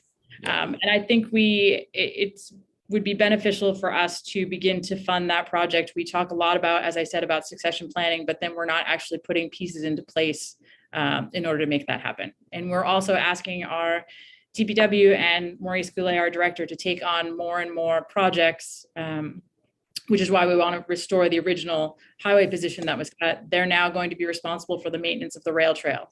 So at some point, we can't keep adding projects onto the DPW without giving them the ability and the staff to complete those. Just as an anecdotal aside, I think it was yesterday, my wife was out. She came back to the house. She came up to see me and said, "What does Mo Goulet look like?" And so I described him. And she said, because I was driving down, I think it was Route 27 and one of the intersections, 109 or something. And apparently somebody had dropped a load of gravel just on the street, as maybe they didn't know, but there was a pile of gravel that had just been dumped in the street. She said, because there was this guy with a DPW jacket on, and there was a cop there was talking to him, and he's kind of, you could tell from his gestures, it's like, who did this? She said, but he's sweeping off the street. And I don't know for sure it was Mo, but in my description of Mo and her description of this guy, we appear to have a DPW director who's out sweeping highways for us. So that would not surprise me. Mo has also been plowing snow during the few storms we've had. So we definitely have a very hands-on. We're very lucky. We have a very hands-on DPW director. And I think if we are able, at least all that sweeping made a positive impression on at least one citizen here in Medfield. Yeah. Well, and if we are able to make this happen, it would definitely free up Mo to do a little more longer term planning and work on some of because we do have a number of, not necessarily massive individual projects, but we have a number of projects coming down the pike over the next few years that would benefit from having somebody like Mo being able to focus on those a little bit if there was somebody to handle a lot more of the day-to-day allocation. Because that we say it all the time, but it's true. Our DPW does so many different things. And I think it would be nearly impossible to write a job description for any one of them that fully captured everything that they do. I mean, because we were talking about the cemetery earlier today, but the same individuals work on so many different areas. And then even in like with the rail trail and these other things that happen in town that are somewhat one-offs, and they're able to step in and make a big contribution and save money for the town and frankly enable some things to happen that wouldn't otherwise happen. So I think if we can they've been on the chopping block for this position for a while. And they've also, as we've noted as well, they've done an extraordinary job throughout the pandemic, having to adjust to all sorts of different circumstances, all sorts of different schedules, for the safety of all of their members and everything else. And they've really done it without much complaint or difficulty and all the rest of it. So this would be a good thing to do if we can. We obviously, there's a reason it hasn't made it in for a number of years, but we will see what we can do, because I think we'd get a benefit to the town, in excess of what the cost is from this sort of position. So the question I had on Chris, I had a couple of questions, Gus, if you're done. Yep.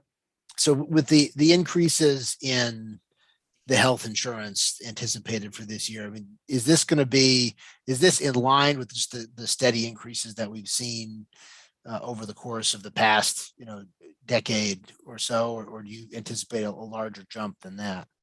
No, we met with Carrie from Maya probably about 2 months ago, and they gave us a range, which I think will fall, obviously couldn't give us a final number, but would fall into what we've seen pre-pandemic on our increases. So. Mm-hmm. And then with the Norfolk County pension, how many more years left do we have with our additional assessment? I don't know if I have that information off the top of my head. I will get back. Okay. Yeah, because I know my recollection was that additional 10% was originally a 5-year assessment.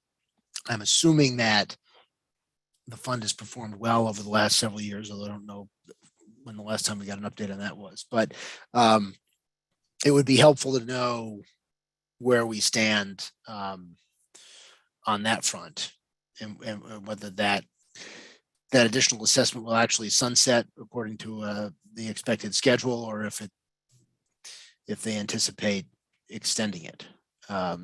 Because obviously, as we talk about a lot with any of these hires, we always have to take into account those additional future costs, and we're trying to get there to fully reflect the actual cost of hiring over the long term, as we're dealing with a lot of these expenses that have been pushed onto us over the years that we're trying to figure out at this point. So that would be good to know, just as we plan ahead with respect to how many more years we have for that additional assessment and how the Norfolk County Pension Fund is looking for this year. Do you yet, or maybe this is a question for Gus as well. I mean, I think in our financial policy, we tweaked it a little bit this year for the OPEB contribution. Do you have a sense at this point, Christine, of what the expected recommendation will be, or what the number will be for the total OPEB contribution, and whether we can start to move a little bit more in a direction of using some additional amount of that free cash for OPEB as well? I mean, I think we did a great job last year in we're going to get to free cash in a minute, but did a great job last year in continuing our discipline on the free cash, so that we're moving it away from using it for operations and moving it to shore up kind of these various long-term deficits that we have. But do you have a sense on that for OPEB? Because you did have OPEB in that slide as well. We'll be providing all of that to you at the meeting next week. Okay, I know Gus and I just spoke, I think last Friday, that he is overdue for an OPEB presentation to you as well. So we can give you an update now that we have the new actuarial study in as well. Okay. And I apologize if it was on the slide. What are we estimating? Do you have a new growth estimate yet for next year? I believe, do you want to bring that up, Nick? I think he has it on his. The fiscal year 23 estimate, we're holding at 475, which was what we had, $475,000, which is what we had plugged in for the fiscal 22 budget, with the strong building permit numbers coming in, we anticipate to be able to reach that number again in fiscal 23. And what did it end up actually being for 22? For 22, actual was $518,000. That's pretty good. We were pretty close. That's good. Yeah. All right. I think those were my questions. Oh, the building permit, is the building permit estimate, does that assume that Aura's building permits will be in that number, or do we think those will come in before the end of this fiscal year? We've already had Aura come in. The majority of their permits, I believe, came in already. Okay. So we would anticipate having additional revenue in terms of Hinckley South. Gotcha. Okay. Hey, Mike, on just a brief comment on the point about OPEB. And first off, I'm totally delinquent at not pulling the committee together to give you and Pete an update on where we came out as of the 30th of June on the account that we have. But there was something you said there. I just want to make sure either Nick, you need to correct me, or I just wanted to make something clear. We're making an annual contribution to OPEB, and that's just simply to build up the balance that we have in our OPEB account.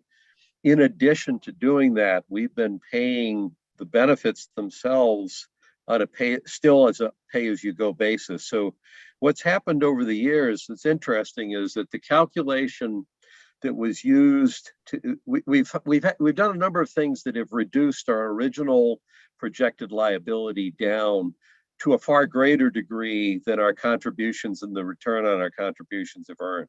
The target that we had has been dropping. In addition to us building up a balance, the actual target that we have to hit has been dropping down over the years, partially when we set the trust up, and there's some mechanical things you do that change the calculation. But the other thing that each year has led to a drop in the gap has been that the annual benefit that the OPEB calculation is calculated for what the current year benefit payout should be. In the OPEB calculation, every single year, to my knowledge, since we first took it up, that calculation is always higher than what we actually pay out. And so what happens is when the actuaries do the next updated calculation, they actually give us credit for having retired that larger amount. And so we put money in that we actually spend, but then we actually get an incremental benefit that above and beyond what we've actually spent in terms of the reduction of the OPEB liability. So we have a couple things that have been working in our favor in this process consistently from year to year. We still got a ways to go. We do still have a ways to go, as do most municipalities other than Wellesley, and a few others who dealt with it in a pretty good way. But I mean, it's obviously a much longer term issue. But I mean, what last year, Christine, how much did we spend just out of the straight budget on retiree health insurance premiums? With $800,000. Mm-hmm.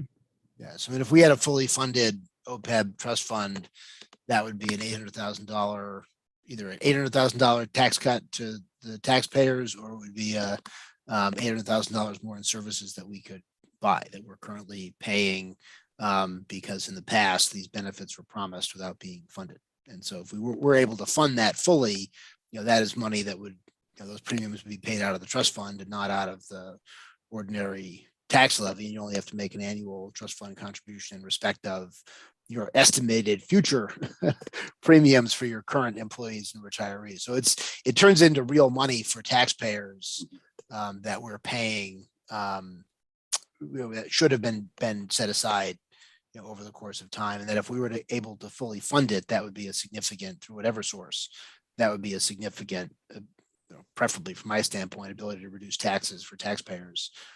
Because that's something that can be funded by a trust fund. And we're getting there. We've been working on it for a while. All right, thanks, Gus, and thanks for that clarification, Christine. I don't see any questions in the Q&A. Anything else on this one before we move on to free cash and certification and the financial policy certification? Nope. Free cash. I'm just going to let you know quickly. So we had our Department of Revenue's Division of Local Services certified our free cash last week at 4.9 million. We had a discussion when we both last year at town meeting and during the revisions of our financial policy, that once we had that certified free cash, then the selectmen would walk through the financial policy test to ensure that we had met what we had stated we had done at town meeting. So Nick's going to walk you through the financial policy certification currently.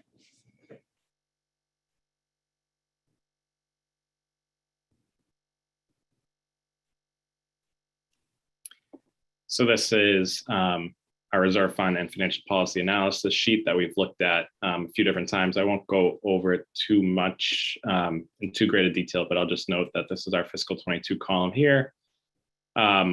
As we talked about a few times, we just use our all funds expenditure number and then back out some other items that don't come out of our general fund expenses to get to what we're testing our reserves against in order to make sure we're in compliance with our financial policy. So that is the top half of the sheet here and gets to about $65.5 million in general fund expenditures that we then compare to our reserves to see how things are lining up. And just to run through what our reserves are against, again, our reimbursement from the MSBA fund is going away as that school debt rolls off. So this is the last year you'll see that as a reserve, because next year all that debt will all be paid off in fiscal 23, and the reserve will go away, but as will the debt service. We have our operating budget reserve fund balance like every year. Stabilization fund balance. This is our fund balance at after all the appropriations are made at town meeting. So if you'll recall, we had moved $700,000 into that fund at town meeting to push those reserves in our general stabilization fund up. So it's at a healthy $2.4 million. We had also created a capital stabilization fund, but did not use all the monies that were in it. So there is a leftover balance of $21,000 available in fiscal 23 and years forward. Lastly, our free cash number that Christine just mentioned, the 4.9 million. So we plugged that into where we had been holding, where the free cash was after we had moved and used free cash in the fiscal 22 budget, just to show where things stand now. But moving forward, we'll be looking really at the fiscal 23 column to make sure as we propose potential uses of free cash that we stay in compliance with our financial policies. So that gives us a total reserves as of today at around $8.3 million, which is just over 12.7% of our general fund expenditures, which means we have met each of our financial policy tests that we shoot for. We have met our 9% goal in reserves. We had met the 7.5% goal, a requirement that we have at least 7.5% in reserves. We had met each of these at town meeting, but we're just reconfirming now that the free cash number is in. And lastly, of course, we have met the free cash policy, which is 2.5% of our general fund expenditures. So moving forward, as we work with you and the warrant committee, we'll be keeping an eye on the fiscal 23 column to make sure as we come up with uses of that free cash that we're keeping an eye on those balances to make sure we stay in compliance and try to meet that 9% goal that is in the financial policies, although the requirement is that we do not fall below the 7.5% of total reserves. And then per the financial policy, this will be uploaded to the town's website and will also be included as part of our warrant report.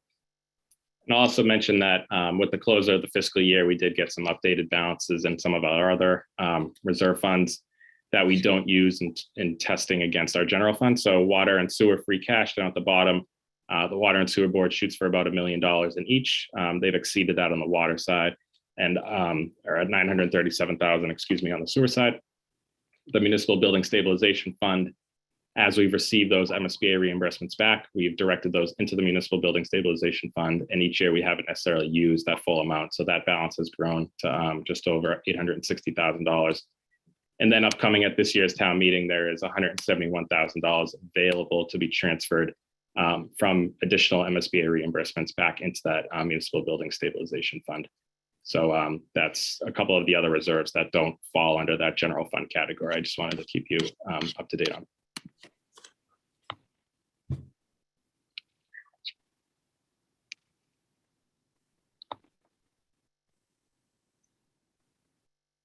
All right, thank you, Nick. Pete?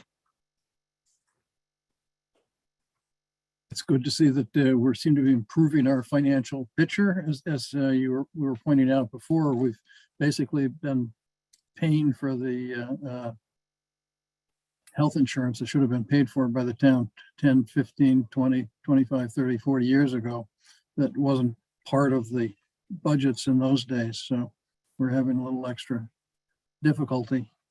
That's about it.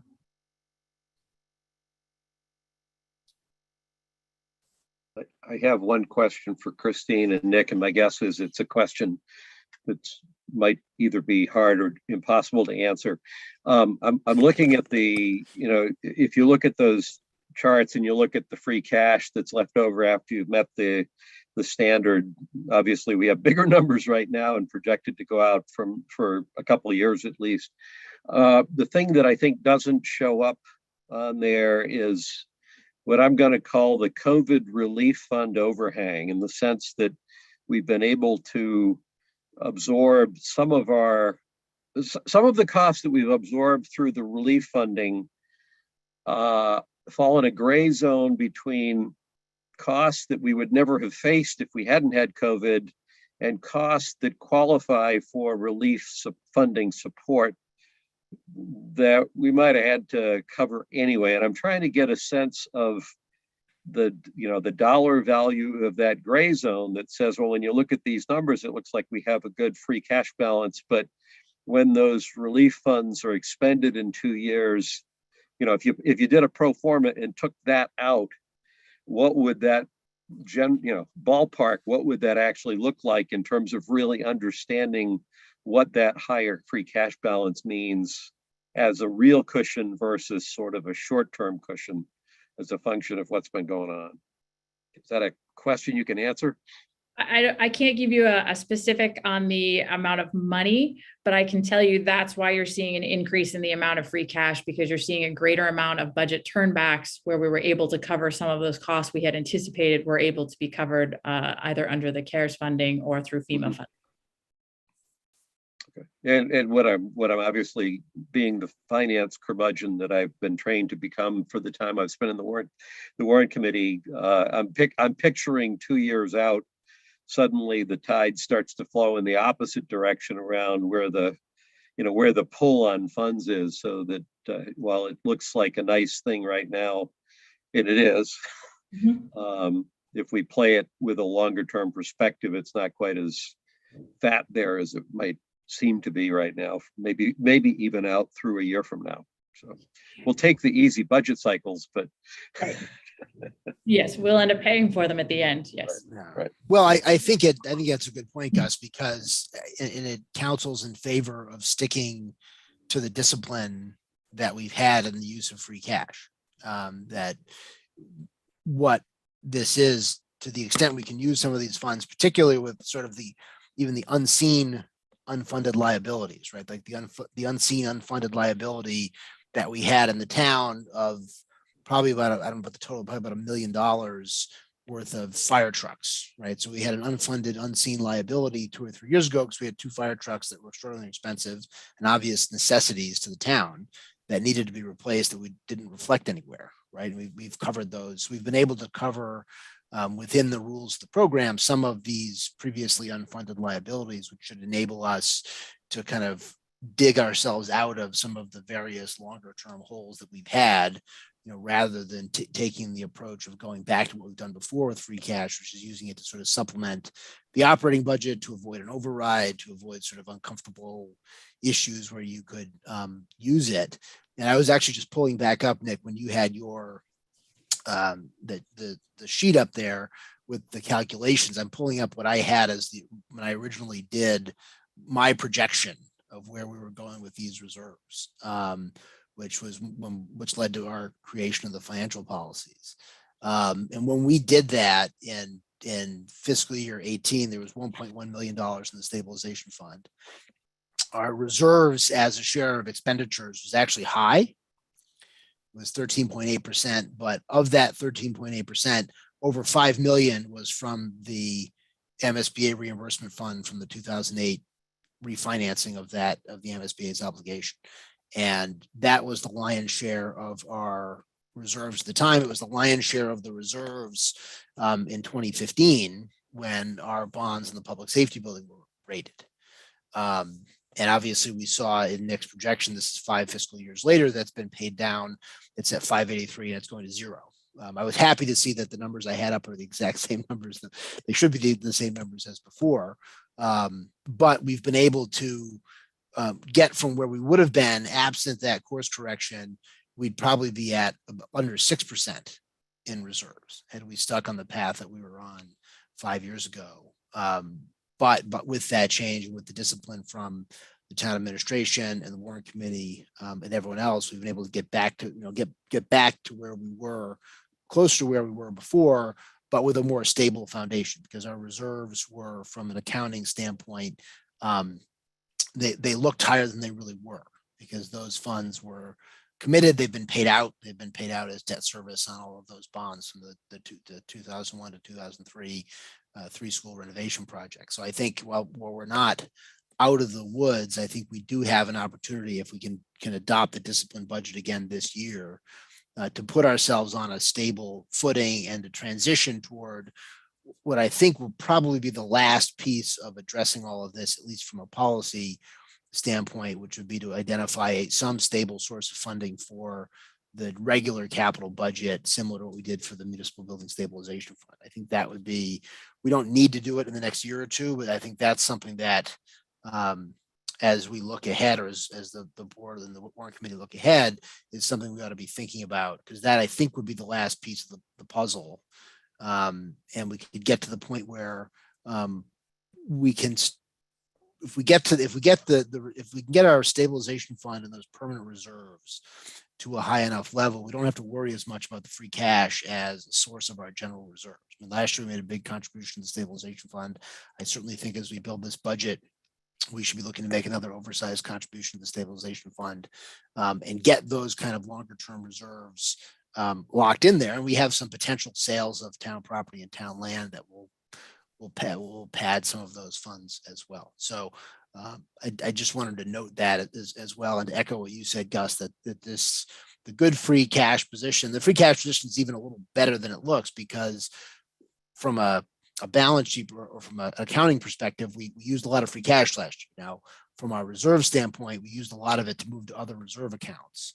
So if we hadn't made such oversized contributions to reserve accounts, we'd have an even bigger free cash balance. But I think it's smarter to move them into those accounts so they can sort of be there permanently, or at least be there for a genuine rainy day, rather than to sort of just close some of those operating gaps and avoid harder and more difficult decisions. So I am in full agreement with the curmudgeonly approach on this, that I think if we can stick to it and we can take advantage of some of those ARPA funds to do some things that some things we wouldn't otherwise be able to do, but also within those regulations to do some things that we might have done or would have been in that gray area of maybes to get some of our capital stuff on a more stable foundation, we'll be in much better in shape financially.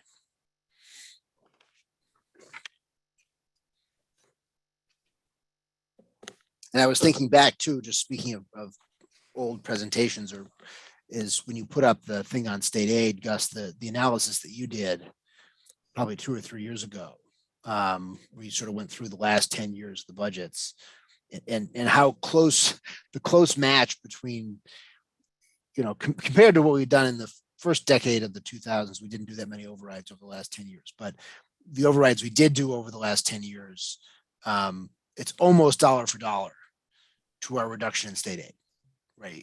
And you get there through different ways, and it happened a little different time, but essentially what we've done is we've roughly tried to maintain our level of services with some modest enhancements, but mostly maintaining our level of services by backfilling which come from the state and from a broader source of revenue to what's funded by the property taxes.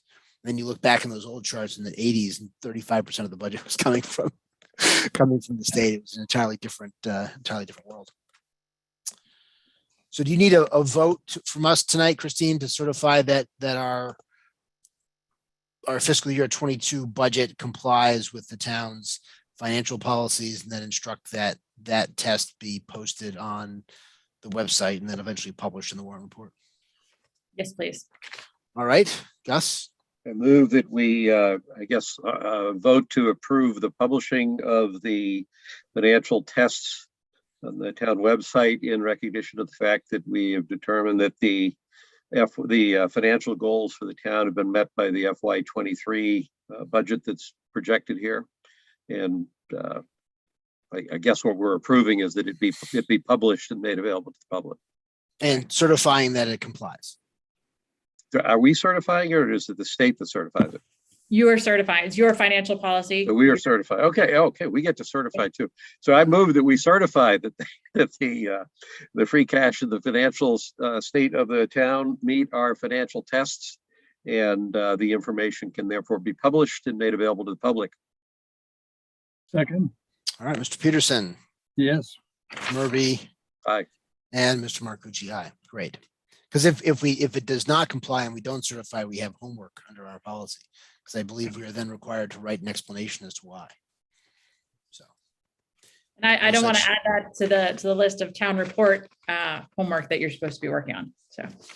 I'm sorry, Christine, you were breaking up. I didn't hear that come through. I don't know. Don't My worry, connection don't worry, must be Mike. I'm bad. running interference for you. Yes, thank you. All right.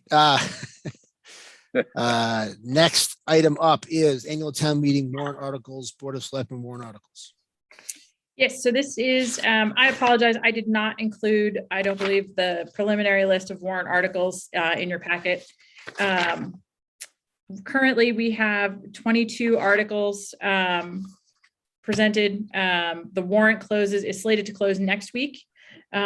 So if you want to let me know if there's any articles the Board of Selectmen are planning on presenting or want to have a discussion about, we can add that to the list as well, either tonight or obviously next Tuesday.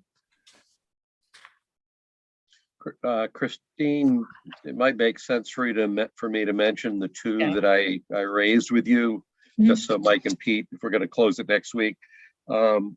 One of I was joking with Christine, one of the advantages of having to go through a number of different old meetings minutes was that I got reminded of some of the conversations we had and some of the comments we made about things that would be presented in or included in the warrant at a town meeting. One of them was the dog walking policy at the state hospital, that if we can develop that and put it forward for approval in order to, no pun intended, put some teeth into that policy to prevent dogs from biting people that would or coming close to biting people, especially selectmen who are running for exercise at the state hospital property. That would be one item. And the other one, I'm getting out ahead of myself just a little bit. And so I just want to throw it out there. I think we're going to have a more detailed discussion next week on this broader topic of the school project. I just want to throw the idea out there that we might want to consider having it would be a non-binding article that would effectively be a statement of intent on what a reconceived school project would be. And the intent would just be to kind of lay out some expectations that seem to have been problematic in this past attempt, that if we can come up with a statement that says, here's the concept. When I say we, in fairness, it's probably more the school committee coming up with a concept.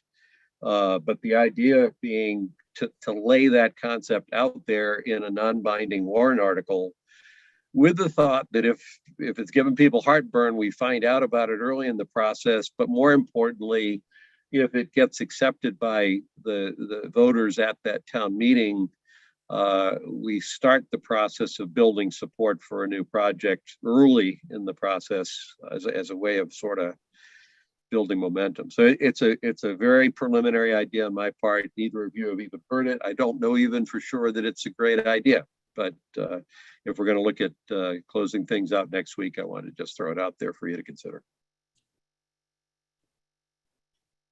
Thank you. Anything else based on the review of our past item? And yeah, that will be an agenda item obviously next week at our meeting on the 25th, and it can be added certainly before the warrant will close at the end of our meeting next week. Right? Yeah, Usually right at the end. Pete. Okay, sorry. Pete, anything from you? I don't have anything now. The only other one I just want to bring to your attention that Gus and I had a conversation about today, I had included an article on adoption of the townwide master plan. The planning board has already adopted the townwide master plan. They are the organization within the town that is required to adopt the plan. So I know when we had a meeting, I believe it was over the summer, that at least two of you, I think, wanted this to go to town meeting, which is why we've included it. But after having my conversation with Gus today, my intention would be to pull this article, given that the planning board has already approved it.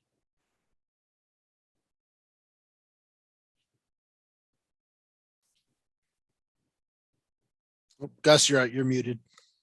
I toggled the wrong direction. Given that Christine pointed out that I was one of those two, I assured her that I must have had a brilliant line of thinking at the time, but looking at it again, it made absolutely no sense to me that we do it because for two reasons. Number one, it is the planning board's plan, so they've adopted it. That's end of story.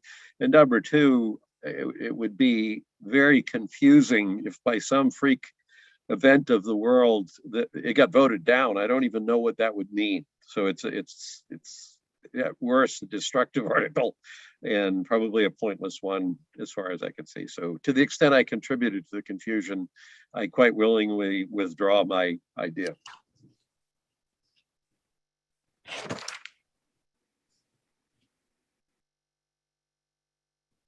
Do you know, or Pete, you were on the committee. Do you know whether the committee had expected that it would be, the plan would eventually be submitted to town meeting? I know that to qualify as a master plan under the state statutory definition of master plan, it only has to be adopted by the planning board, and that's what we've done. I know, Mark, you've mentioned, I think other towns have presented them to town meetings or to city councils or what have you as well. I think for the persuasive effect, I guess, that it would have on other town boards and committees. And so I don't have a strong view on it one way or the other, but I guess I would want to know, Pete, if the Master Planning Committee was expecting it to be submitted to town meeting or not. So I don't remember any expectation on town meeting approval. What I do recall is that there was an expectation that there would be a follow-up committee of some sort that would be an implementation committee. Mhm. And we had talked about that at the select board meeting, but I don't think that both of you wanted to do that.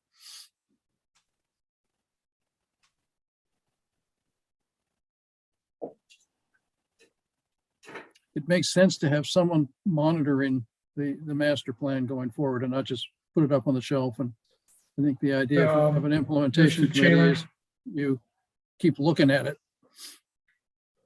Again, in my experience, it's the planning or economic and planning department that takes the lead to follow up and send out periodically status reports or requests for status reports to all the different town boards and committees that are involved to get feedback. Medway does that, Franklin does that.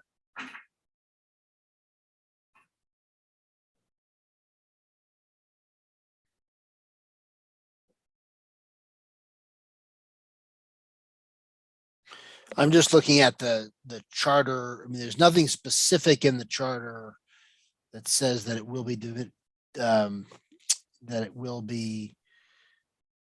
definitely submitted to town meeting, although there is something in the deliverable that the completion of a townwide master plan for submission to the planning board and to town meeting. So it doesn't, that's a deliverable. It doesn't say specifically that it has to be, but at least suggests that that was a possibility. And I don't know that it was more than a possibility, because this is something we've talked about from time to time about whether it would be worthwhile to do that or not. I mean, I guess I tend to agree with Gus that if it's already been adopted, then you end up in a situation where the town meeting says no to it, then does the planning board go back and revisit it? And what does that mean? And ultimately, I think from the state statute or a state statutory standpoint, it doesn't make a difference, because state statute just looks to the planning board. But in terms of the terms of the, It ties in that zoning is supposed to be consistent with the master plan. right. And zoning typically originates with the planning board. So it all comes from the same source. Right.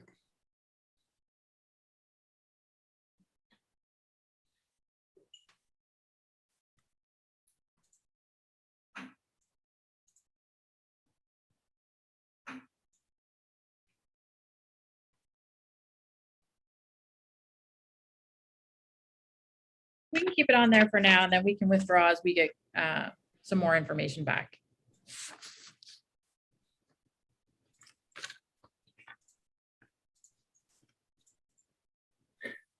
Mr. Chairman, you may want to reach out to the planning board and get their sense of whether they feel that the town should consider it, or they're comfortable with proceeding the way it is. Yeah.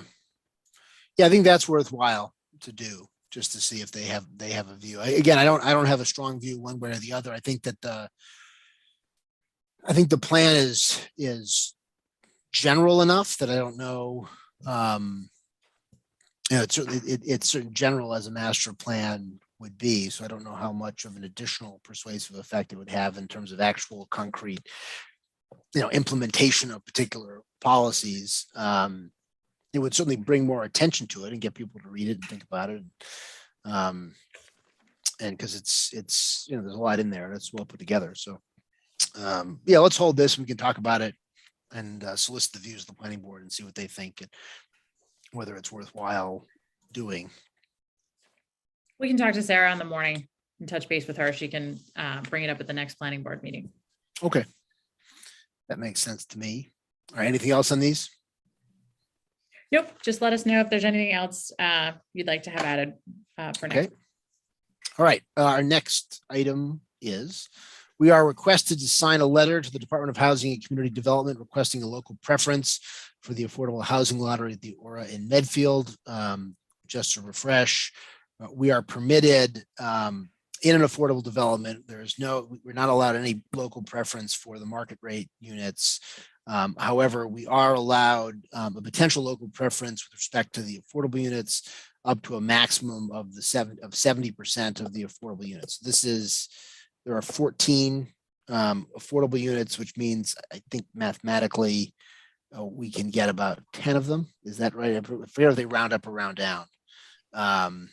That would be where current Medfield residents would have a preference in the lottery for the affordable units at the Aura. We have done this with every one of our actually every one of the LIP projects that we've adopted under the auspices of the Housing Production Plan.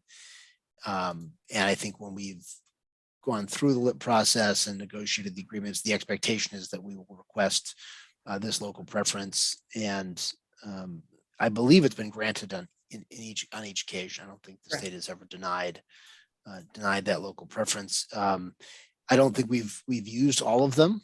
We have not used the full allocation of our local preferences in all of them, although we have in some. So it's definitely been a boon for current Medfield residents to have an added opportunity to qualify for these units. There's a letter in our packet on this. So Pete, any questions, comments, discussions? No, I'm happy that we're doing this. Yes. Mike, I had just one question. This is probably an error in my memory, I guess, but for some reason I had it in my head that this housing was actually targeted to be, preferred for veteran housing. Is that was there no discussion about it being veteran housing or preferred for veteran housing? There is a veteran preference as well I believe, Marvin, there's so many of the different programs, but I think there is a veteran preference in the lottery. I think in the weighting of the lottery, there is a preference for veterans. It may even outweigh the local preference. I have to remember. Okay, so lottery formula. I couldn't tell from the letter that that was the case, and in my head I'd said, gee, I thought this was developed appropriately, seeing it was originally Legion property, that it was developed to at least attempt to make veteran housing more available. So if it's still in that you've answered my question, it's not that my memory is getting bad. It's just that it doesn't show up specifically in this letter. That's fine. Yeah. No, I do recall that discussion as well. And I don't think the town necessarily controls Yeah. that part of it. I mean, it's definitely a preference within the lottery formula. But I don't know that there is. I'm just trying to look it up. If you just give me a minute, I can look up the. I mean, I guess what I picked up on, if that's just a standard preference in all lotteries, that doesn't. I just had a recollection that this was described as a development that was sort of targeted to, veteran housing, and it kind of made sense to me given the background on the property, but I didn't see that in the letter. And I'm not sure why anybody would have said that if that's just a standard preference on all lotteries. So Yeah, no, I'm just trying to look up the LIP application and see if we had an added one in there. Just give me a minute, Gus. This wasn't in the reading for tonight's class, Gus, this question. So let's see. I'm batting 0 for 1 in the memory department here with that article that we just talked about. So if I at least can do 1 out of 2, my memory was good, I'll feel much better about myself when we close out at the end of the meeting. Well, you're already 1 out of 2 though with the Medfield Meadows recollection. That's right too. You're good Okay, on that. okay. So you're Yeah, ahead all of me. right. I'm not seeing in their LIP application an added veterans preference. So it may be, Gus, that it was discussed, but Okay.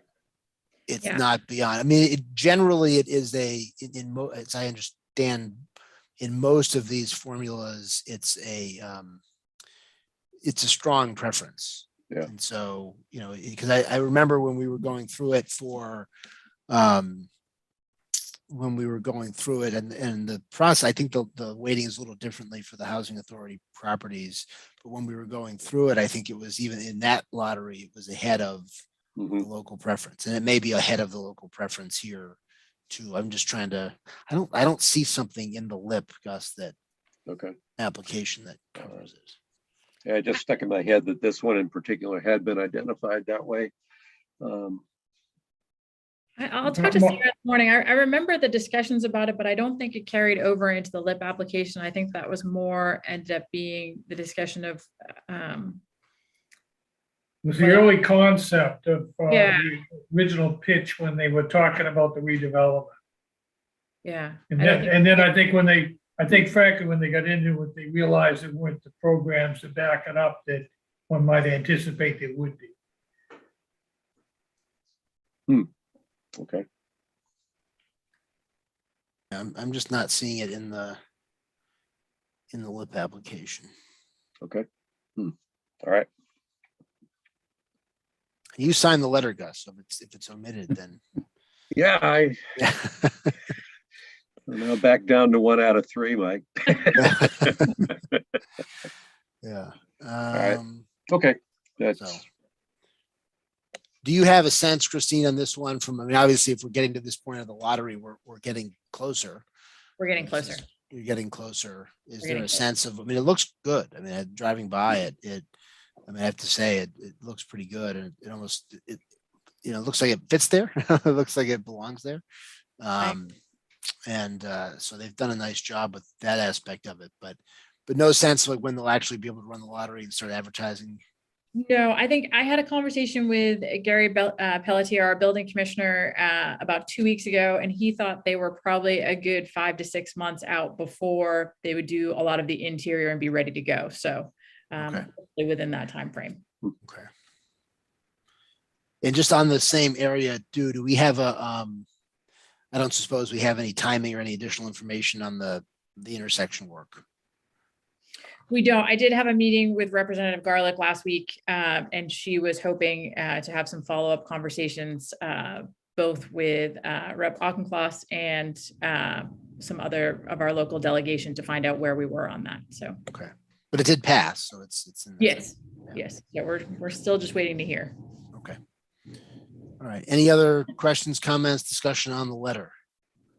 I don't see any in the Q&A or anything else. So do we have a motion? Yeah, I move that we sign the letter to the Department of Housing and Community Development requesting local preference for the affordable housing lottery at Aura at Medfield. Second, Mr. Peterson, yes. Mr. Murby, Yes. and Mr. Marcucci, yes. All right. I will, when does this have to go out, Christine? I don't think there's a time frame on it. Did you want to? We'll work on it. I can come by and sign it. Okay. Sign it at some point. Yeah. Uh, We'll leave it on the Okay. table for you. And it's just a single, it's just a single signature. Right? Correct. Yes, just me.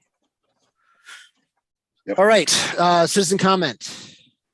Yes, we had Christine McHugh Potts has registered to, let me promote her to a panelist, has registered to have a citizens comment discussion with you. Is this our second citizen comment? There in is. 4 years of citizen comments? I had actually talked to Chris and was congratulating her for being the first, but she reminded me she was already the first. So she's still the first and the second. Okay. So now she's a record holder. Yes. And I'm surprised, I'm sure that surprises you too, that, oh my gosh. How's everybody doing?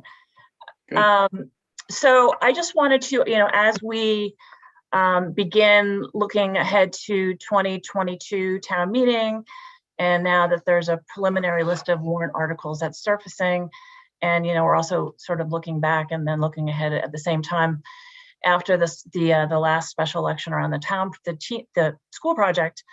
I just thought, there's been a lot of questions that have surfaced over the last few weeks. People are curious about what's happening and the path forward with the school project. And I know you mentioned that's going to be the subject of next week's meeting, but just kind of looking back at the last town meeting in May, one of the questions that's been circling around is the status of the town approval of the creation of a study committee that would be charged with creating the town bylaw to govern the school building projects, and that was a binding article. And we're just, people are trying to wrap their heads around the status of it.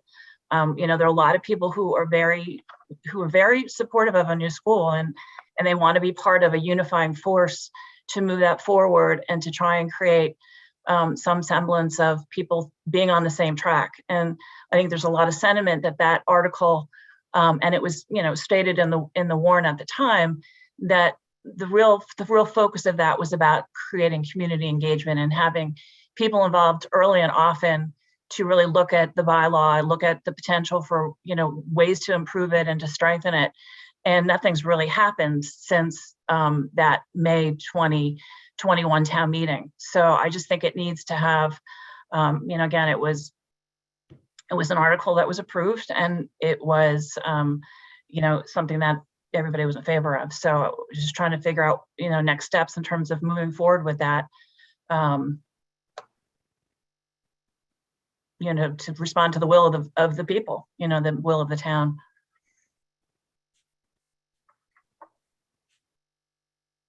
And I also think that, just to clarify too, that soon after the town meeting, Mike and I and Scott McDermott had a discussion, and Scott was completely willing to play the role of making the appointments. But I had to actually revisit the warrant article myself to see that the article itself actually didn't state that the town moderator would take on that role. So I would think that the assumption would be that the Board of Selectmen would have to really kick off that project or kick off that process and ask Scott, in fact, to take on that role officially. Because the article actually didn't state that he would be the one to make the appointments to the study process. So I think that's an important clarification too. That was really it. And just, to try and set the tone for next week, if there's going to be a discussion on this, and to try and move it forward. And I can comment on this just briefly, that I had, because the article didn't identify who the appointing body was. I had reached out to Chris after last year's town meeting to ask from the sponsors of the article's perspective, who did they think should make the appointments to that committee? I think she had expressed to me that they preferred the moderator to do it, and that led to the conversation with Scott. And I had reported back to you all that Scott had agreed to take that on. And so I have no objection if this is now, as of this point, there's a request to us to do something about it. But I think from my point of view, I think we had discharged our responsibility by arranging, coming to a consensus as to who was going to make the appointments to that committee and leaving it to Scott to make those appointments. If the request is that we make a formal request to Scott now, I have no objection to it. We can't do it tonight. It's got to be on, an agenda. It's not on the agenda for tonight. I have no objection to changing course and doing it that way and taking this up next week. But it's not as though we didn't ignore the issue from the selectman standpoint. We reached out immediately after town meeting to address this. And that was the consensus we came to. I think I reported back probably our first or second meeting, the first meeting after that conversation.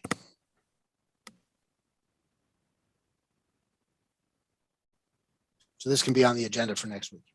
Mr. Chairman? Yep. I'd just like to point out, if we're talking about either a new bylaw or amending the existing bylaw, that you've got a very tight time frame to comply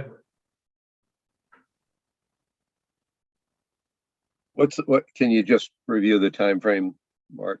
Well, if you anticipate getting something on this year's annual town meeting warrant, you've got an extremely tight time period to get people together, draft something and submit it.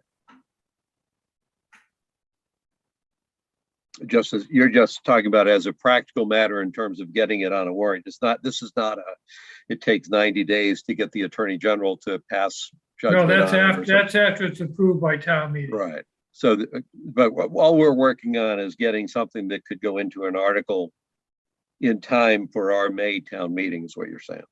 Right. I mean, because my reaction to the task, which is separate from figuring out how to configure the committee and get the committee going, but I don't think we're talking about a total reconceived concept of a building committee. It's an issue that there were some concerns raised by members of the public around how the building committee operated or operates, and some thoughts about changes that need to be made. It seems to me it's an incremental improvement type thing where we start with a bylaw that we already have and deal with the issues that have to be improved. So from my standpoint, it's not, the time frame we have here is not impossible to deal with, because it would probably be better for this committee to take this on, deal with it in a relatively well-defined time window, and have that done in time to basically make it available for the town meeting. So yeah, I mean, I think it's an addition, right? I don't think anything that's in the existing bylaw, the bylaw just doesn't address that specific topic. Right? That's not what that bylaw was intended to do in the first place. It does what it was intended to do, which was much narrower. It doesn't really get into programmatics and things like that. It was more the strategic planning aspect of it, as opposed to a specific school project. So whether you insert something into that bylaw to deal just with school projects, or you put another separate bylaw in that addresses school projects, either way, it's going to have to be more or less self-contained, in my opinion. Right. Well, because it doesn't address the hybrid nature of a MSBA project, right? Because when we originally started, we tried to just use the existing bylaw for the school project, and we submitted the existing committee as the school building committee, and were rejected, right? So I mean, that was something that well, that's a whole separate thing. They've got multiple categories and requirements for membership. If you have a broad enough local bylaw, apparently they, at least theoretically, will accept that. Right. But ours wasn't even close.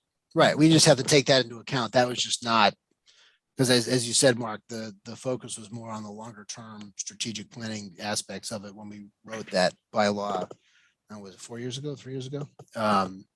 So yeah, I think that's right. It was frankly to avoid the situation where some interest group or whatever got it in their heads to do a particularly expensive capital project and essentially jump to the head of the line, as opposed to looking at what made sense and prioritizing what was in the town's best interest. Right. No, I I recall the discussions and the work on that bylaw. All right, so this will be on the agenda next week. Anything else, Chris? No, that's it. Thank you. I appreciate All right. it.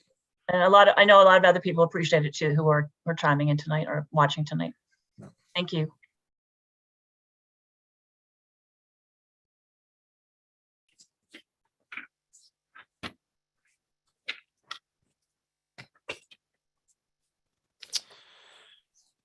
All right, what is next? Consent agenda. The Council on Aging requests a one-day beer wine permit for Wednesday, January 19th, Wednesday, February 23rd, and Wednesday, March 16th from 4 to 7 p.m. for the monthly supper club.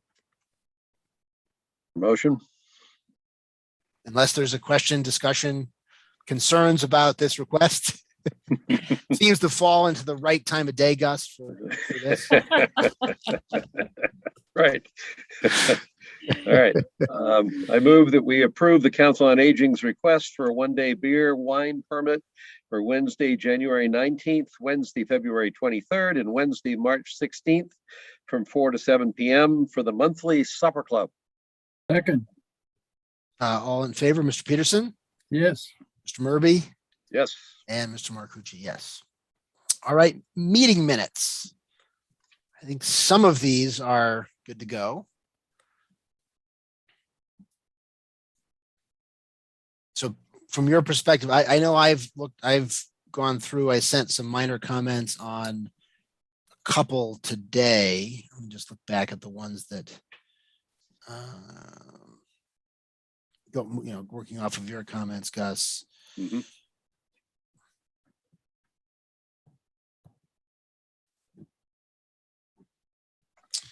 So I think February 23rd, June 1st, and then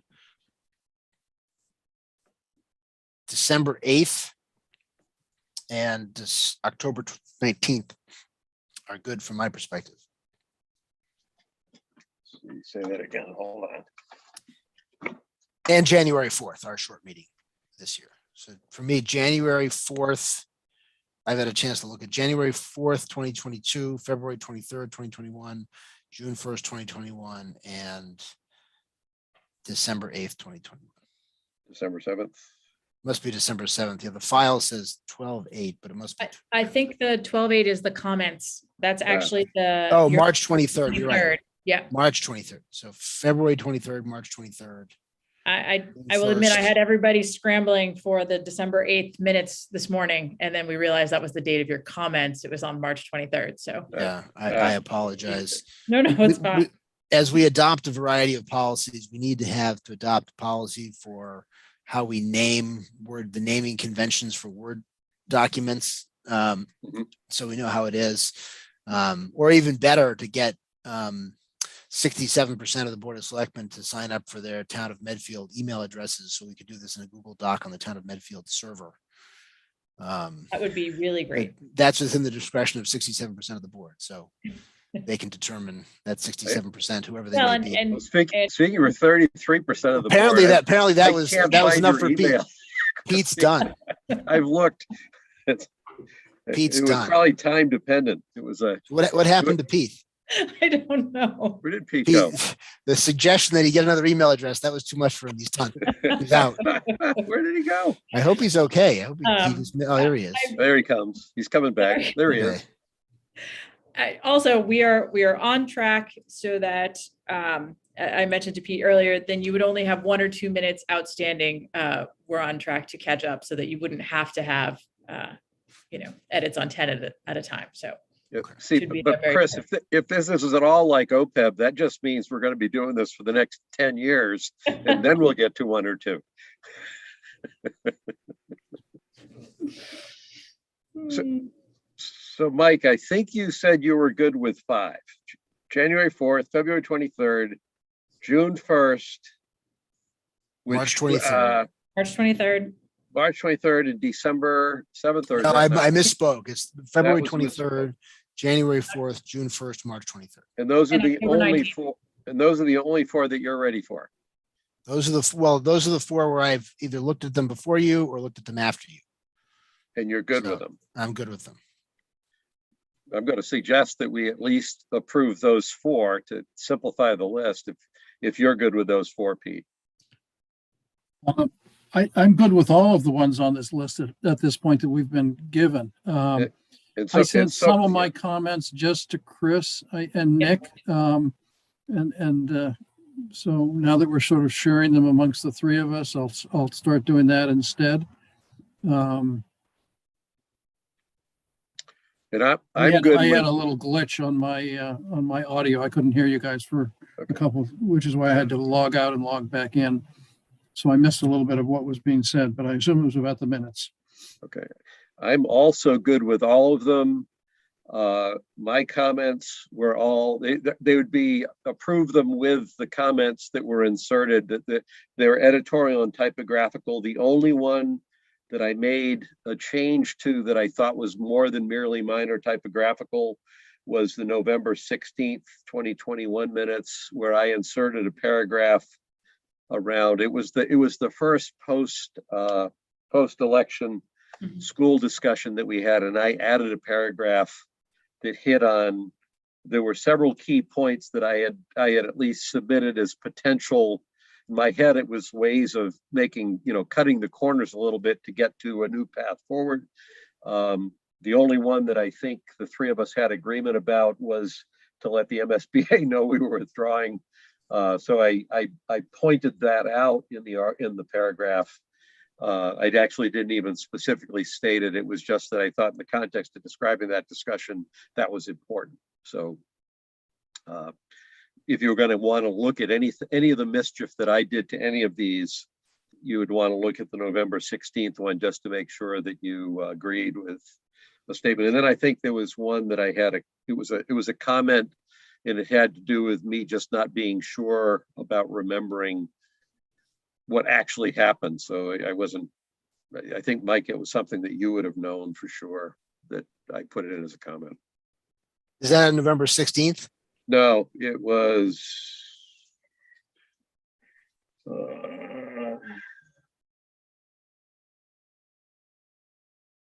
no, it's the December 7th one. Okay. So it's the bottom 2 on the list are the 2 that I did more than simply minor editorial wordsmithing type stuff. Okay. And I'm actually good with November 16th too, Gus. I Mr. do. Chairman, Yes, Mark. so it would be my strong recommendation that you pass as many of these as possible, even if it's subject to providing subsequent edits or something like that, except for the most recent of these. Yeah, I mean, I just looked at November. I looked at November 16th as well before this meeting, so I'm good with those changes as well, Gus. Okay. I mean, I'm happy to adopt these minutes subject to correction if necessary. If we can always Okay. go back and correct them. So I'm happy to adopt them all. I'm Okay. fine with that. Very good. A motion? Then if I'll call them out individually, Christine, the only one I want to point out is the one that's listed on the agenda is the June 4th meeting. Mhm. June 4th, 2021. That's actually in the minutes identified as the June 1st meeting. That's the same date as the one that's identified as June 1st, but the one identified as June 1st is the Peter Diamond hearing. There were 2 meetings for June 1st. So there's 2 Yes. sets of minutes for June 1st, the 6 o'clock and then the 7 o'clock. Correct. There is no June 4th. Oh, you should have a June 4th. I will send that to you. That was the Friday meeting we had. It was a short meeting. So when I opened up, okay. So if there were 2 June 1st, then okay. I don't think I ever saw the June 4th. Okay, we'll send on the June 4th to you. I have that as well. All right. So Yep. that one, I'll leave So that hold one off. the June 4th to the next meeting. Got it. Okay. And then there's 2 June 1st. All right. Correct. So you ready for a motion? I move that we accept the following meeting minutes, subject to subsequent corrections, minor corrections before finalizing. Meeting minutes for June 4th, 2022, January 26th, 2021, February 23rd, 2021, 2 sets of minutes for June 1st, 2021, representing 2 separate meetings held on that day. June 15th, 2021, March 23rd, 2021, October 19th, 2021, November 16th, 2021, December 7th, 2021, as laid out in our meeting agenda. Just a quick correction. I think you called the first one June instead of January. Yes. I was Did I? going to say, can we just agree that we're approving the ones that are listed on the agenda? Yes, we can. And but in case anybody wants them called out, with the correction that the very first meeting minute that I called out was January 4th, 2022. Second. Mr. Peterson, Yes. Mr. Murby, Yes. and Mr. Marcucci, yes.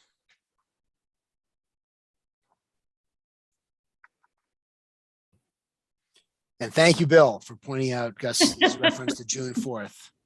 Thank you, Bill.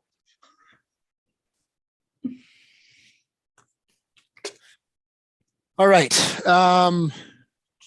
So next meeting, town administrator updates. Just a couple of things this evening. The town clerk has asked me to remind everybody, if you've taken out nomination papers, they are due back on February 7th. If you remember, during the last state budget cycle, we received funding for new voting machines, and I'm pleased to report that they arrived last week and they are fantastic. Quite a leap in technology from what we had. And then the last thing I had, I don't know if you received the notice, but to let the residents know as well, Sheriff McDermott will be at the Griddle on January 24th at 8 a.m. to meet with residents and town officials. So, that's all I have.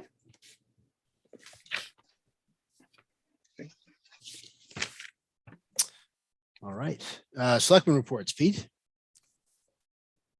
Energy Committee, we had an Energy Committee meeting. They got their fingers in a ton of pies at this point. And then earlier today, there was a meeting of the Town of Medfield Climate Action Plan subgroup of the energy that's writing the Climate Action Plan for the town to present to the town to be adopted. And so that's getting worked on very rigorously. And there is going to be a public forum 7:30 on January 31, which is on the agenda list here to explain the plan. And that's it. All right, Gus. I have not a lot of official stuff for the town. I will make a couple of observations. One, right after the snowstorm last, like a week ago, my wife and I got to try out the cross-country track at the rail trail, and I can vouch for it being a really nice cross-country. If the snow is there, it's a great place to go. We actually got cross-country skis just over the Christmas holidays, so it was our first time out on the skis, and we made it all the way up to Dover, about as far up as anybody had bothered to beat the trail. On the way up by the Beaver Pond, ran across Christian Donner, Dick Judge, and several of their colleagues trying it out as well. So get to thank them on the trail for all the work that they've put in. And then on top of that, I just want to make the observation about the rugged Medfielders, because on top of that, I also, on Saturday, I think it was, went and saw Hospital Hill was just packed with people. And then when I checked the hospital site itself on, what was it, Sunday, when it was like 1 degree out or something like that, there were a fair number of dog walkers there walking their dogs. So kudos to the rugged Medfielders and the rugged dogs of Medfield for being out there in near sub-zero weather, still taking advantage of the state hospital. That's it.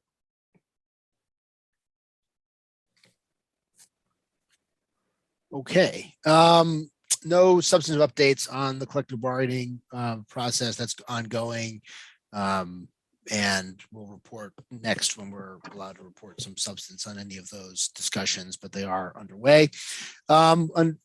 Sadly for the town, Jim Brand resigned from the board of the Affordable Housing Trust. He's had some stuff to deal with professionally and personally. It's taking up some time, so he's going to concentrate his efforts on his service on the planning board and step down from the Affordable Housing Trust. So at some point we'll have to fill the remaining term, his remaining term. I don't remember offhand if he's up this year or next year. In the interim, I was elected as the chairman of the Board of Trustees again. Yesterday was the day for the RFP to be returned to the Medfield Housing Authority for the Tilden Village, or today, I believe was the day for the RFP to be returned for the Medfield Housing Authority Tilden Village expansion. And so I haven't heard from Sarah or anyone else whether any responses were made, but we should hear in short order. Depending on what the responses say and the direction the Housing Authority goes, this could be coming back before the trust and before the Board of Selectmen. And on that as well, the renamed Housing Options Incentive Program RFP return date is January 28th. And Sarah's done some outreach to different developers and also building owners in the downtown area. If anyone's listening who meets that category, I think you can still get one. And there was she's had some discussions with them and to try to prompt some interest in that particular program. So we'll see where that one goes. But that, and then the housing production plan is still in production.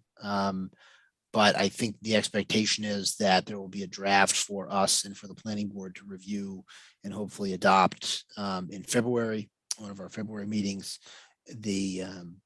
That has to be adopted and then certified by the state before we can be eligible for an extension or renewal of our safe harbor in May. So hopefully that'll get done. The trust will also be adopting a new, I think it's a 2 or 4 year, forget the time period covered, action plan. That's the more specific document that governs some of the more straightforward and mechanical things that the trust will be working on during that. I think it's 4 years, but it could be 2.